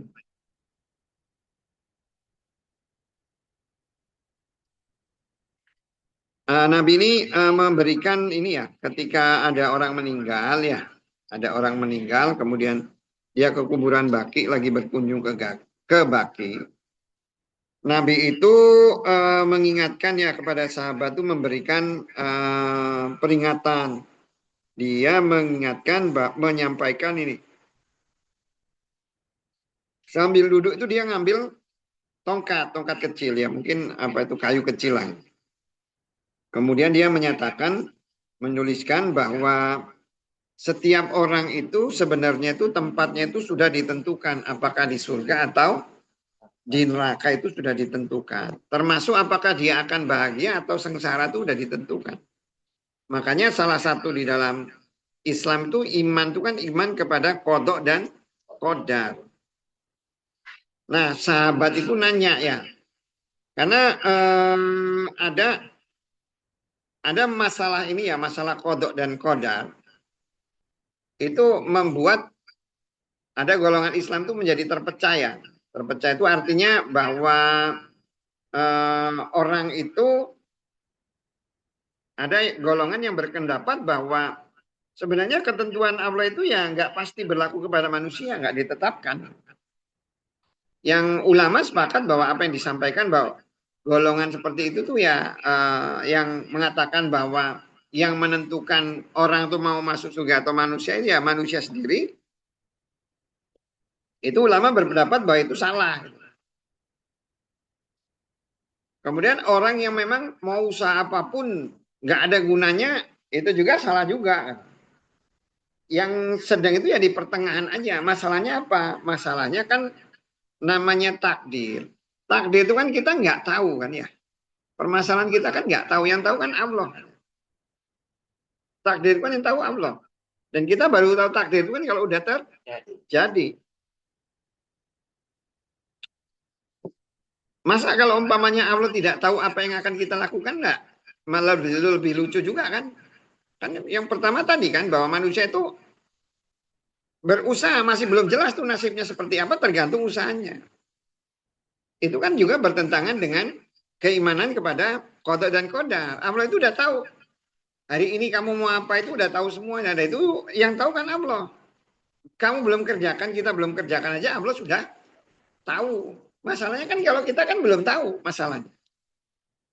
Sehingga kita sebagai manusia itu karena kita belum tahu ya kita harus berusaha. Karena kita nggak tahu. Nah buktinya apa? Ya tadi kalau umpamanya kita ada orang dia banyak usaha tapi dapatnya dikit. Coba umpamanya kalau orang tahu bahwa dia itu mau usaha seberapa aja hasilnya dikit, itu pasti usahanya dikit juga kan ya. Nah, dia tahu dikit itu kan setelah selesai. Iya, selesai. Setelah kesana Qada dan qadar juga itu mengingatkan kepada manusia itu bahwa segala sesuatu itu yang mengaturkan Allah. Tapi tidak berarti bahwa kita itu tanpa usaha sama sekali. Makanya ada yang ulama itu mengambil jalan tengah ketika menafikan qada dan qadar. Artinya manusia itu dia sebenarnya itu punya dua takdir. Karena ketika seseorang itu diciptakan, ya diciptakan itu dia kan tempatnya di surga udah disediakan, di tempatnya itu di neraka itu sudah disiapkan. Dia tergantung milih di mana. Makanya kan ketika orang dia dimasukkan ke surga itu kan diperlihatkan dulu tempatnya. Kamu nih kalau dulu kamu tuh bermaksiat, kamu nih harusnya di sini. Diperlihatkan nih tempatmu itu harusnya di neraka. Sehingga apa? Ketika dia masuk surga itu dia bersyukur karena dia terhindar dari neraka, kemudian dia diberikan nikmat.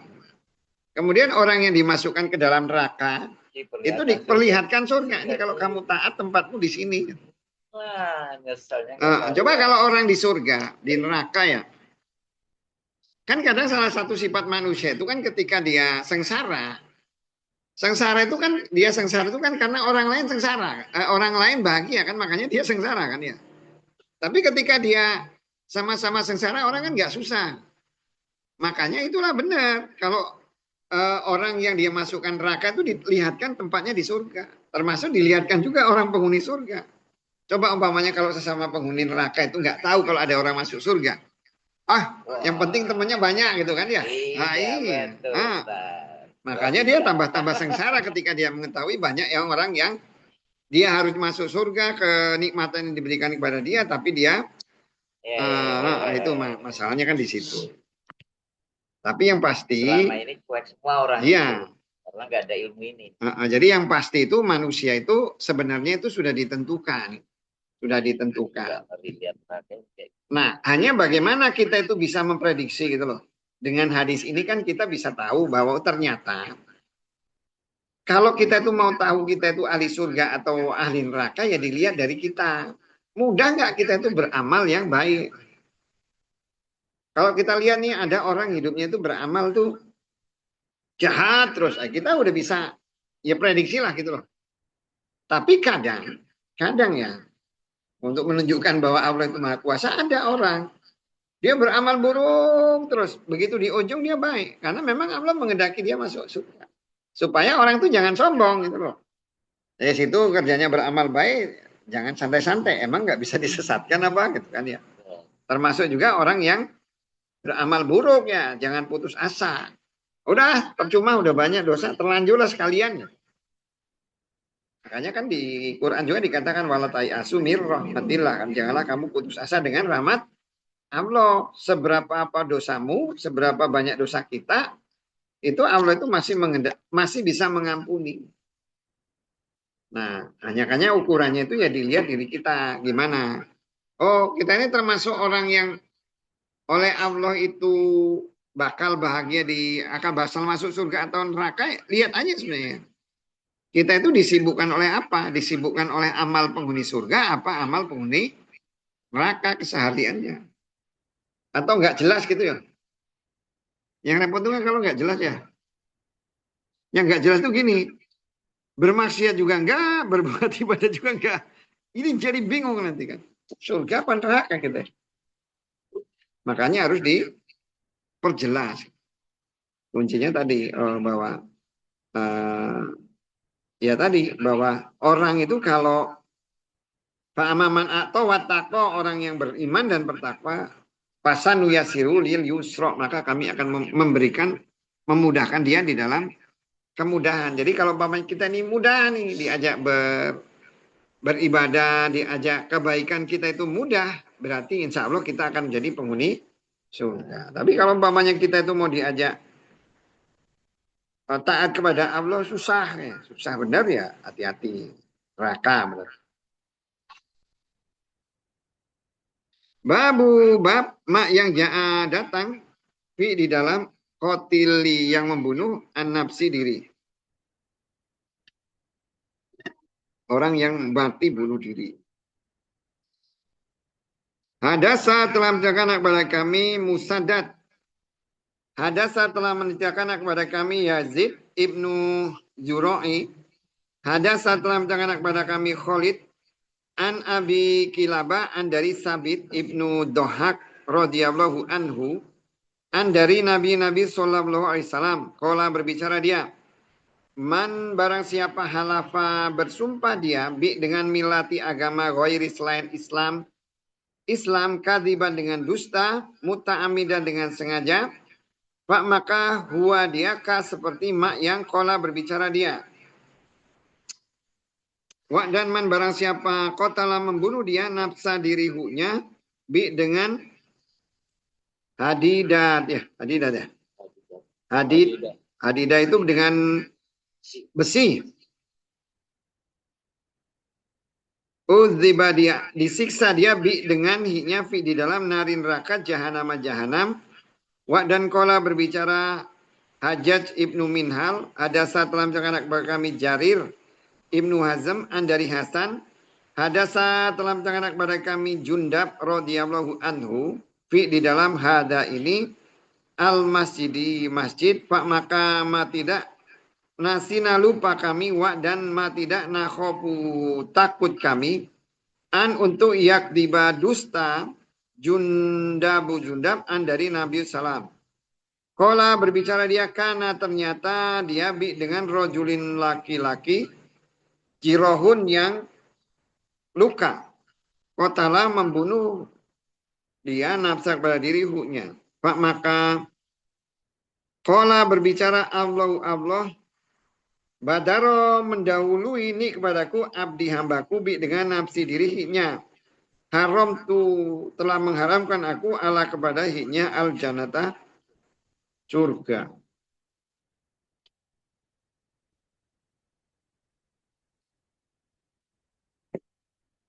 Jadi ini tentang hadisnya itu tentang bab orang yang mati bunuh diri. Jadi bunuh diri itu merupakan salah satu dosa besar di dalam Islam. Minal kabair ya, dosa besar dalam Islam. Yang kalau orang bunuh diri itu ya udah pasti akan dimasukkan ke dalam neraka. Karena dia berarti tidak percaya kepada rahmat Allah. Tidak percaya kepada rahmat Allah bahwa ketika Allah itu memberikan, biasanya kan orang jarang sih orang bunuh diri karena bahagia ya. Ada nggak orang bunuh diri karena bahagia? Sah. Itu narkoba, sakau. Hah? Kalau narkoba terus sakau. Iya kalau dia kan sakau itu kan karena dia stres, makanya dia minum narkoba kan. Orang narkoba itu kan karena stres. Rata-rata orang bahagia Ustaz yang Yang pas minum narkobanya, mencari kebahagiaan karena nggak ketemu gitu kan ya.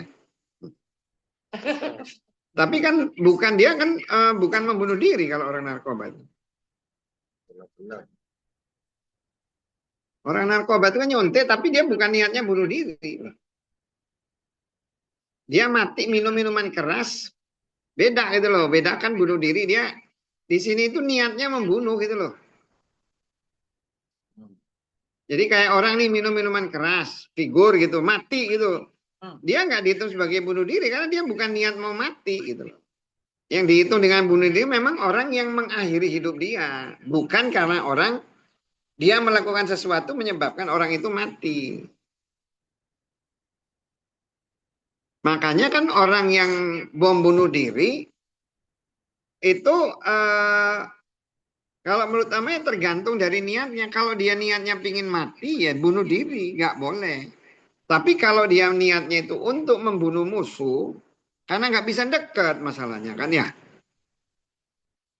Itu tidak dihitung sebagai bunuh diri.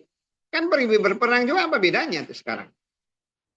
Pergi berperang kan mati juga kan? Kan orang zaman dulu nih perang, ya mati juga kan? Apakah dihitung sebagai bunuh diri ngelawan jumlah banyak? Dihitung sebagai bunuh diri. Kayak Khalid bin Walid itu kan yang dia cuma tentara 3.000 ngelawan 100.000. Masa mau dibilang bunuh diri? Kalau sekarang kan istilahnya kalau perang seperti itu bunuh diri itu namanya. Enggak. Kuncinya itu awal itu semuanya itu di niat. Jadi niatnya itu ada niat untuk membunuh, mengakhiri hidupnya sendiri. Itu yang disebut dengan bunuh diri. Tapi kalau dia mati gara-gara perilaku dia tanpa niat untuk membunuh diri atau menghilangkan nyawa sendiri itu tidak disebut sebagai bunuh diri. Nah, orang yang niatnya membunuh dirinya sendiri itu disebut sebagai apa itu namanya? Apa itu namanya? Akan disiksa nanti di akhirat ya, akan disiksa di akhirat. Dengan cara bagaimana dia membunuh dirinya. Nanti oh ya kalau gitu saya bunuh diri dengan makan sate biar di akhirat bisa makan sate gitu. Karena kan katanya bunuh diri. Makanya kan nggak ada orang bunuh diri dengan nganu. Nah kemudian di hadis ini juga dijelaskan barang-barang siapa dia bersumpah dengan agama selain Islam dengan berdusta dan sengaja, maka dia itu seperti itu. Jadi kalau umpamanya kita itu bersumpah, orang yang bersumpah mengatakan nih, atau kita nih misalnya nih menyatakan bahwa seseorang itu kafir atau apa, ternyata orang itu nggak kafir. Nah itu malah jadi balik ke kita gitu loh. Balik ke kita. Makanya hati-hati kalau umpamanya kita itu bersumpah ya harus dipastikan ya. Walaupun di sini di hadisnya itu bersumpah dengan agama selain Islam ya. Sumpah dengan agama selain Islam kan berarti demi nggak dipakai demi Allah gitu, bukan orang di luar Islam. Kita ngomongin kita tapi bersumpah dengan agama selain Islam. Maksudnya kita bersumpah tapi tidak menggunakan nama Allah. Ya kan berarti apa? Jadi demi Lata, demi Uja. Iya, iya. Demimu Lampungku kan ada lagunya itu. Padamu baktiku. Jadi kalau umpamanya kita bersumpah dengan yang selain Allah mengatakan sesuatu, ya kalau itu enggak yang kita ucapkan itu sesuatu yang tidak benar, maka itu akan balik ke kita sendiri. Makanya hindarilah sumpah yang tidak perlu. Nah ini di zaman Nabi juga ada orang yang dia dalam hadis lain orang yang dia udah ini apa itu namanya perang saking hebatnya dia itu perang banyak bunuh musuh sampai orang itu ngomong, wah hebat bener orang itu si A itu hebat bener dia berperangnya itu. Kata Nabi dia ahli neraka. Kata Nabi, belum orang itu belum mati, Nabi udah dikasih tahu. Wah hebat bener Nabi, banyak orang muji-muji itu bener kalau perangnya. Sahabat itu sampai tidak percaya kok bisa orang yang perangnya seperti itu sampai ahli neraka. Akhirnya dia besok baru lihat tahu ternyata orang itu ketika perang tuh dia ngalami luka nggak tahan. Akhirnya dia letakkan ini apa itu pedang di dada dia ditusukin dia. Nah, baru dia benar Nabi kata kamu bahwa orang itu memang ahli neraka. Kemudian muncul hadis yang bahwa sesungguhnya Allah itu menguatkan Islam itu dengan orang kafir gitu. Nolong Islam itu dengan orang kafir bisa. Sama kayak sekarang ini kan ya. Orang Eropa lagi sibuk perang diri sendiri kan. Itu salah satu cara Allah nolong Islam. Coba kalau mereka orang di luar Islam bersatu memusli Islam, bayangin lah orang Islam cuma 1 miliar, orang di luar Islam 9 miliar habis. Tapi oleh Allah itu dibuat ada permusuhan di luar dengan orang di luar Islam. Jadi yang musuhan itu juga menolong Islam juga. Itu salah satu cara Allah menolong orang Islam. Yang jelas bahwa orang yang bunuh diri itu akan masuk neraka. Apakah masuk nerakanya selamanya itu wallahu a'lam ya. Tapi kalau kita lihat memang itu salah satu dari kabair ya. Salah satu dari dosa besar. Hanya masalahnya kan ada hadis yang man qala la ilaha illallah sehingga selama dia Islam itu dihitung sebagai dosa besar aja. Nggak tahu kita apakah itu selamanya atau tidak. Tapi kalau berdasarkan hadis harusnya tidak selamanya. Dia hanya disiksa aja dengan itu. Nanti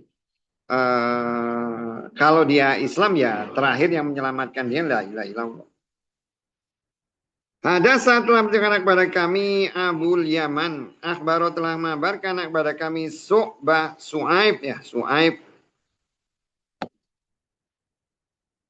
Ada saat telah menceritakan kepada kami Abu Zinad dari A'raj dari Abi Hurairah radhiyallahu anhu. Qala berbicara Nabi sallallahu alaihi wasallam. Alladzi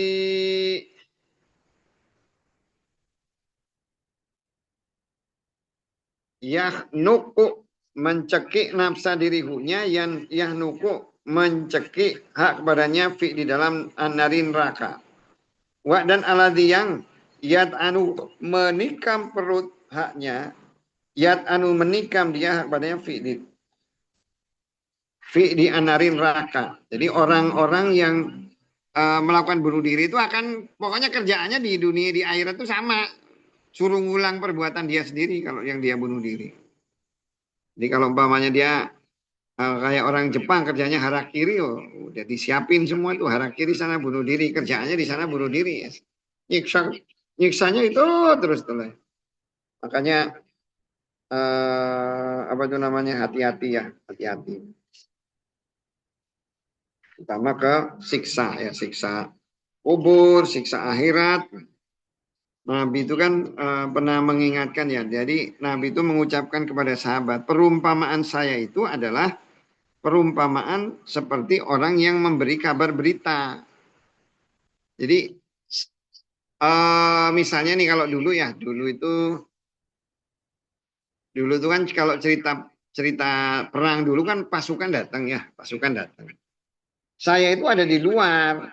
Saya kebetulan misalnya di apa itu namanya lagi di Pesawaran ya. Di Pesawaran tuh saya tahu ada pasukan mau nyerbu Bandar Lampung.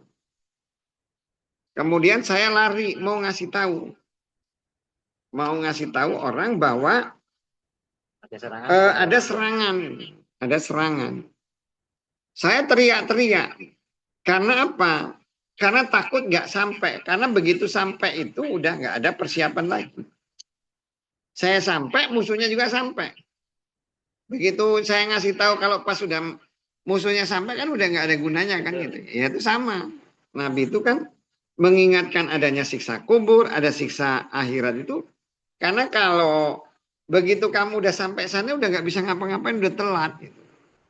Masa baru nunggu dulu begitu orang udah mati baru dikasih tahu nanti hati ya nanti di kuburan ada siksa. Nah, telat ngasih taunya kan ke yang hidup.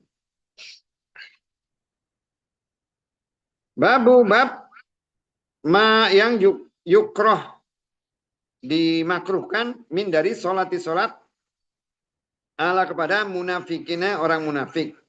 Wa dan istighfari meminta ampun li kepada al musyrikina orang musyrik. Rawahu meriwayatkan Ibnu Umar radhiyallahu anhuma dari Nabi sallallahu alaihi wasallam. Hadasa telah menceritakan kepada kami Yahya Ibnu Bukair. Hadasa telah menceritakan kepada Kulais dari Ukail dari Ibnu Sihab dari Ubaidullah Ibnu Abdillah dari Ibnu Abbas dari Umar Ibnu Khattab radhiyallahu anhum annasunya qala berbicara dia. Lama ketika mati Abdullah ibnu Ubay ibnu Salul, du'ia dipanggillah kepada hunya Rasul Allah salam li untuk yusoli solat dia ala kepada hiknya. Maka lama ketika koma berdiri Rasul Allah salam wa dan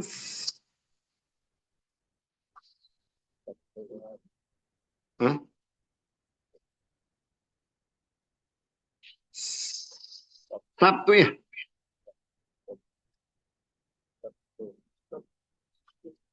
Menetapkan. Ini ngomong Ibnu Umar menghalang.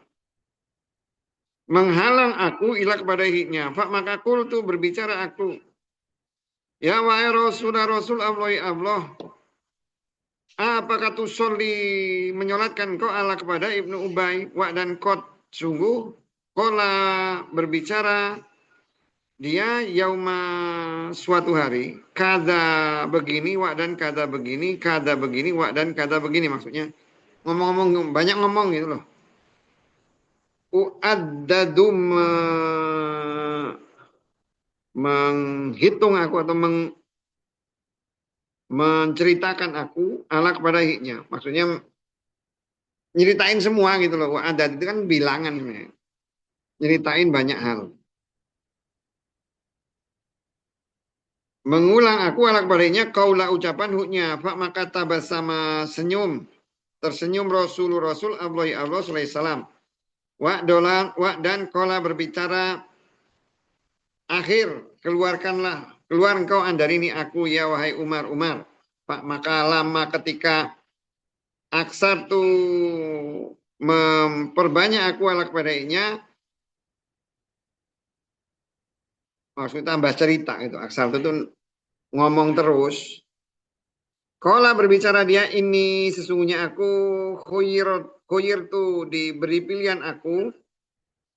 Maka ikhtar tu memilih aku kalau a'lamu mengetahui aku ani sesungguhnya aku in kalau zitu menambah aku ala di atas sabiina 70 maka ghafaro memberi ampun dialah kepada hunya la sungguh zitu menambah aku ala kepada hiknya.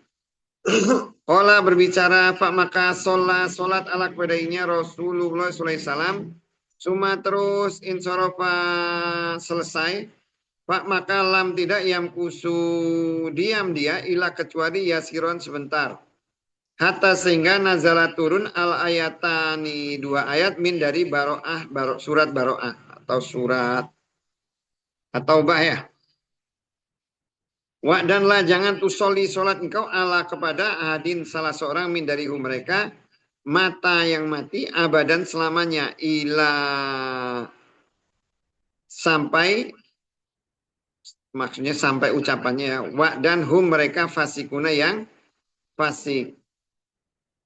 Kola berbicara dia, Pak maka ajib tuh heran aku ba'du setelah min dari ba'du setelahnya min dari jur'ati kurang ajar kekurangan ajarannya ala kepada Rasulullah SAW yauma idin pada hari itu wa dan Allah wa dan Rasul huknya a'lam mengetahui. Ini jadi ketika Ubay bin Salul itu ada pemimpin orang munafik dan semua orang itu tahu ya, semua orang itu tahu. Jadi sebenarnya kalau orang munafik itu ya juga bisa diketahui walaupun itu penyakit hati. Ada beberapa sahabat yang dia tidak diketahui. Ada beberapa orang tidak diketahui tapi di ujungnya dikasih tahu oleh Allah siapa saja orang-orang munafik itu. Jadi Nabi itu tahu satu persatu. Kemudian dia sampaikan kepada Huzaifah. Makanya para sahabat itu ketika mau sholat, karena Huzaifah itu dikenal sebagai katimus sir ya. Orang-orang yang memegang rahasia Nabi. Orang yang memegang rahasia Nabi. Maka orang itu kalau mau sholat itu lihat Huzaifah. Jadi kalau siapa saja yang mati terus yang Huzaifah dia nyolatin, dia ikut sholat. Tapi kalau Huzaifah nggak nyolatin berarti orang itu orang munafik. Karena dia sebagai kata. Nah, awalnya itu kan ketika Abdullah bin Ubay mati, Nabi pergi. Ya, Nabi pergi bersama Umar. Karena dia diminta untuk nyolatin oleh anaknya Abdullah ibn Ubay. Orang Islam anaknya itu. Nah, Nabi pergi kemarin kan kalau itu sampai dia disolatkan di kafannya. Kemudian Nabi sebelum dia mau nyolatin oleh Umar tuh dihalangi. Nabi, kamu memang nggak tahu kalau dia tuh ngomongin gini di belakang kamu ngomongin kamu terus gitu. Umar kan dapat cerita dari banyak sahabat yang lain. Nah, kemudian kan orang yang seperti itu tidak layak disolatkan. Apalagi kamu dilarang untuk menyolatkan orang yang kafir. Nah, Nabi ngomong kan, di ayatnya itu udah turun nih, kamu mau minta ampun ke dia, untuk orang munafik itu 70 kali pun, Allah itu tidak akan mengampuni. Tapi Nabi ngomong di hadis ini, kalaulah Allah itu bisa mengampuni, seandainya saya itu berdoa lebih dari 70 kali, ya saya akan tambah. Saya akan tambah. Jadi Nabi tetap menyolatkan. Nah, makanya di hadisnya, nih sopannya Bukhari gitu ya. Sopannya Bukhari, hadisnya itu makruh. Makruhnya sholat kepada orang munafik. Tapi sebenarnya kalau ulama ngomong haram. Karena udah jelas di Qur'annya itu wala tusolli kan. Ujungnya kan Nabi itu kan ujungnya kan di hadisnya itu Nabi itu kemudian ditegur. Kenapa kamu nggak boleh sholatnya secara tidak langsung menyalahkan Nabi. Walaupun Nabi tidak bisa dibilang salah karena ayatnya turun setelah Nabi. Nah dengan oleh Abu Hurairah makanya disebutnya itu makruh. Tapi makruh yang haramnya, tapi yang dimaksud dengan kata makruh di sini adalah haram. Dia hormat kepada Nabi. Makanya kita kalau sudah tahu orang-orang yang yang sudah jelas-jelas orang itu munafik, ya tidak boleh kita menyolatkan ya. Nggak boleh nyolatin. Apalagi kayak pemimpin negara gitu ya, pemimpin negara suruh nyolatin yang misalnya negara yang udah jelas tidak pakai aturan Islam, terus kita nyolatin. Udah gitu sholatnya sholat goib pula ya. Sholat goib juga seharusnya untuk orang yang tidak nyolatin. Udah salah dua itu. Terus dia munafik. Ya. Orang munafik. Nah itu masih mending kalau kita sebut munafik. Ya munafik. Kalau Ibnu Taimiyah malah ngomong orang kafir. Ibnu Taimiyah ngomong orang kafir, orang Islam tapi tidak pakai hidupnya tidak pakai aturan Islam ya orang kafir. Kalau kita masih agak sopan munafik, nggak boleh harusnya. Harusnya seperti itu sebenarnya. Dengan orang-orang itu tidak sholat, terus orang yang nggak pernah sholat ya nggak usah sholatin sebenarnya. Orang udah jelas nggak pernah sholat, nggak usah sholatin. Yang disolatin mah orang yang jelas sholat. Kecuali kalau kita tidak tahu ya, ini orang tidak sholat nggak. Makanya kalau harusnya itu kalau nanya ke orang itu, ini mau disolatin, tanya nggak orangnya sholat nggak? Orangnya rajin sholat. Kalau orang gila, Apanya? nggak disolatin. Orang gila. Gilanya tergantung orang gila Islam apa? Gilanya nggak kapan? Iya orang Islam gitu. Kadang-kadang dia kambuh, kadang-kadang enggak. Gitu. Pas gimana? Ya kalau orang Islam ya disolat. Ya kan kalau bayi juga kan enggak. Anu kan. Bayi yang belum anu aja suruh sholatin kan. Yang penting dia dari orang Islam. Berarti kan dihitung dihitung anunya ya, dihitung sebelum dia kondisi dia itu dihitung saat dia waktu waras itu dalam kondisi apa. Jadi kalau mau nyolatin orang tanya dulu gitu. Tapi jarang ya orang sekarang ya. Harusnya tanya dulu. Orang rajin sholat nggak? Nggak. Udah ngapain? Woi dilemparin kaumnya. Hah? Kaumnya kalau ngomong Ya enggak, harusnya gitu. Itu kan harusnya hanya gitu ya. harus itu supaya takzir. Kalau dalam Islam itu kan takzir. Takzir itu artinya memberi pelajaran kepada orang-orang yang tidak sholat. Enggak sholat minta disolatin, foto aja. Betul juga ya. Hah? Habis itu bersaksi juga dia. Oh ya bersaksi baik. Bohongin Allah. Nanti ada hadisnya. Jadi nggak boleh nyolatin selamanya waktu kan. Dan jangan kamu berdiri. Dan kamu jangan sholat keselamanya. Nggak boleh juga berdiri kuburannya. Mana juga? Sholat nggak boleh. Walatakum fi qabri abadan juga kan ada juga. Ya, di Quran ini. Walatakum fi qabri abadan. Boro-boro nganu, apa itu namanya sholat. Nyantar ke kubur aja enggak. Cemplungin kakus. Kadang Islam kayak gitu. Sah tapi ini Ustaz ya. Apanya? Ngelakuin ini sah kan? Sah itu apa? Ya boleh gitu kan. Nah, bukan boleh, memang harusnya kayak gitu. Harusnya kayak gini kan. Yang benar gitu. Ini satu hadis lagi. Bab asna'i memuji anasi manusia ala kepada al-majid, yang majid. Hadasa telah terkena kepada kami Adam, hadasa telah terkena kepada kami Su'bah, hadasa telah terkena kepada kami Abdul Azib ibnu Suhaib. Kala berbicara dia sami itu mendengar aku Anas kepada Anas ibnu Malik radhiyallahu anhu yaqulu berbicara dia maru lewat dengan jenazah fa maka asnu memuji mereka ala kebadahinya khairon kebaikan.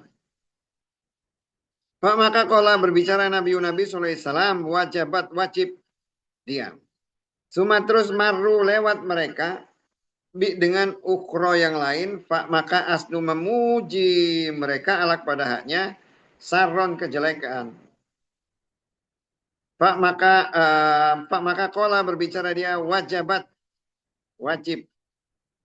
dia. Pak maka kola berbicara Umar ibnu Khattab radhiyallahu anhu. Apa wajib dia. Kola berbicara hada ini asna itu memuji kalian alak barahinya khairon kebaikan maka wajiblah baginya al jannata surga. Dan hada ini asna itu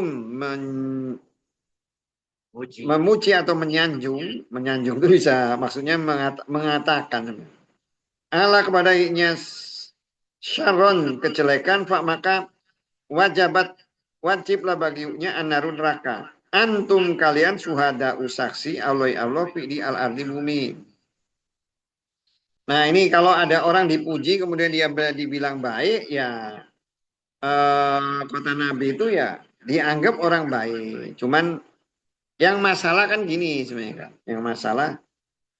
Yang masalah itu kan standar baik orang yang ngomong zaman Nabi dengan orang yang ngomong zaman sekarang gitu masalahnya. Kalau zaman Nabi orang ngomong baik itu ada standarnya. Standarnya itu kan berarti kan standar agama gitu kan ya. Makanya ketika ada orang ngomong baik, baik gitu kan. Nah ini yang akhirnya menjadi apa itu namanya seakan-akan menjadi sunnah. Tanya apakah jenazah ini khair? Khair. Nah, walaupun nggak pernah sholat khair gitu kan ya. Walaupun maling khair. Nah itu kan pakai itu. Nah, pertama yang ngomong bohong gitu kan ya. Masa. Nah, zaman dulu tuh kalau dibilang jelek jelek. Harusnya gitu juga. Oh, harus berani jawab. Lah ini kita. ngomong orang ngomong. Kaum yang ngomong apakah mayat ini baik? Mayat ini bagus nggak bagus jelek wes. Nah, gimana? Boleh tapi. Ya, kerjanya itu. Ya iya. Ya tapi ini ya, kalau baik disuruh baik. Ya kalau ditanya, ya itu kan kalau itu rata-rata ditanya Ustaz, habis sholat itu. apanya? Ya Diam diam aja lah kalau. Hah? Diam aja. Diam aja ya. Nah, kalau enggak ya memang jelek banget. Allah alam. Jadi kalau kita kenal, Nah, ya nggak apa-apa sih kalau. Tapi yang jelas kalau zaman sekarang itu standar baik zaman sekarang itu beda dengan zaman Nabi gitu kan ya. Makanya kalau di zaman Nabi itu ketika ada orang mengatakan baik cukup satu dua orang tuh ngomong baik aja udah satu orang ya. Satu orang ngomong baik oleh Nabi dibilang ini surga nanti gitu kan. Hanya gara-gara satu orang. Karena apa? Standarnya baik itu menggunakan standar standar agama. Jadi kalau ada orang dia misalnya ditanya nih, kemudian yang ngomong bahwa oh ini baik itu yang ngomong misalnya memang kiai gitu ya, yang memang dia rajin ibadah taat agama, kemudian dia ngomong baik ya ucapannya jadi saksi nanti di akhirat. Tapi kalau yang ngomong yang orang-orang umum yang sholat juga enggak, ngomongin orang lain baik juga enggak, sama malaikat. Paling diomong nggak bisa ya Allah. Perawi hadis itu nggak sikoh. Ada pertanyaan nggak? Kalau Kalau tidak, yang meninggal orang soleh yang nyolatin orang munafik, Hah? balik. Masalah nggak sama yang meninggal? Oh nggak masalah kalau Enggak ya. ya. Kalau masalah kasihan lah ya sekarang yang nyolatin orang munafik semua. Nggak masalah. Kalau itu kan sebenarnya kan kalau sholat itu kan ya Doa. untuk ya orang yang dia kan ngampun itu kan maksudnya untuk orang-orang yang dosanya itu bukan dosa yang dosa-dosa besar yang kan ada dosa-dosa itu kan yang bisa diampuni dengan doa, ada yang dia diampuni itu kan dengan cara tobatnya itu beda. Misalnya kayak orang berzina kan cara tobatnya kan dirajam kan, atau orang membunuh cara tobatnya kan dikisos. Kalau dia didoakan ya wallahu a'lam nggak tahu kita. Tapi yang namanya doa kan mudah-mudahan. Hanya di hadisnya itu kan dikatakan kalau orang itu disolatkan oleh 40 orang yang tidak menyekutukan Allah maka diampuni. Yang jadi masalah kan mau nyari 40 orang yang tidak menyekutukan Allah kan susah zaman sekarang. Kita rata-rata kan nggak menyekutukan Allah ya repot. Kalau di hidup yang pakai aturan Islam, ya nggak menyekutukan Allah kan ya masih bisa itu. Tapi kalau kayak kita nih misalnya hidup tidak pakai aturan Islam, nggak ada pemimpin Islam ya, ya walam jadinya. Apakah dihitung sebagai zakat nggak ada yang ngurus benar gitu kan? Gimana mau ngurus benar pemimpinnya nggak ada kan? Kan kalau di Quran kan wailul musyrikin alladzina la yu'tuna zakat gitu kan ya. Kecelakaan itu bagi orang musyrik yang dia tidak membayar zakat. Nah sekarang kalau ya saya bayar tapi masalahnya kan aturan bayar zakat itu kan kalau ada pemimpin. Kalau ada pemimpin Islam baru ngurusin zakat kan. Kalau nggak ada pemimpin Islam mau zukur zakat kayak mana? Sedekah. Ya wallahu a'lam. Oke, kalau nggak ada Kita doa dulu ya. Amin amin ya rabbal alamin.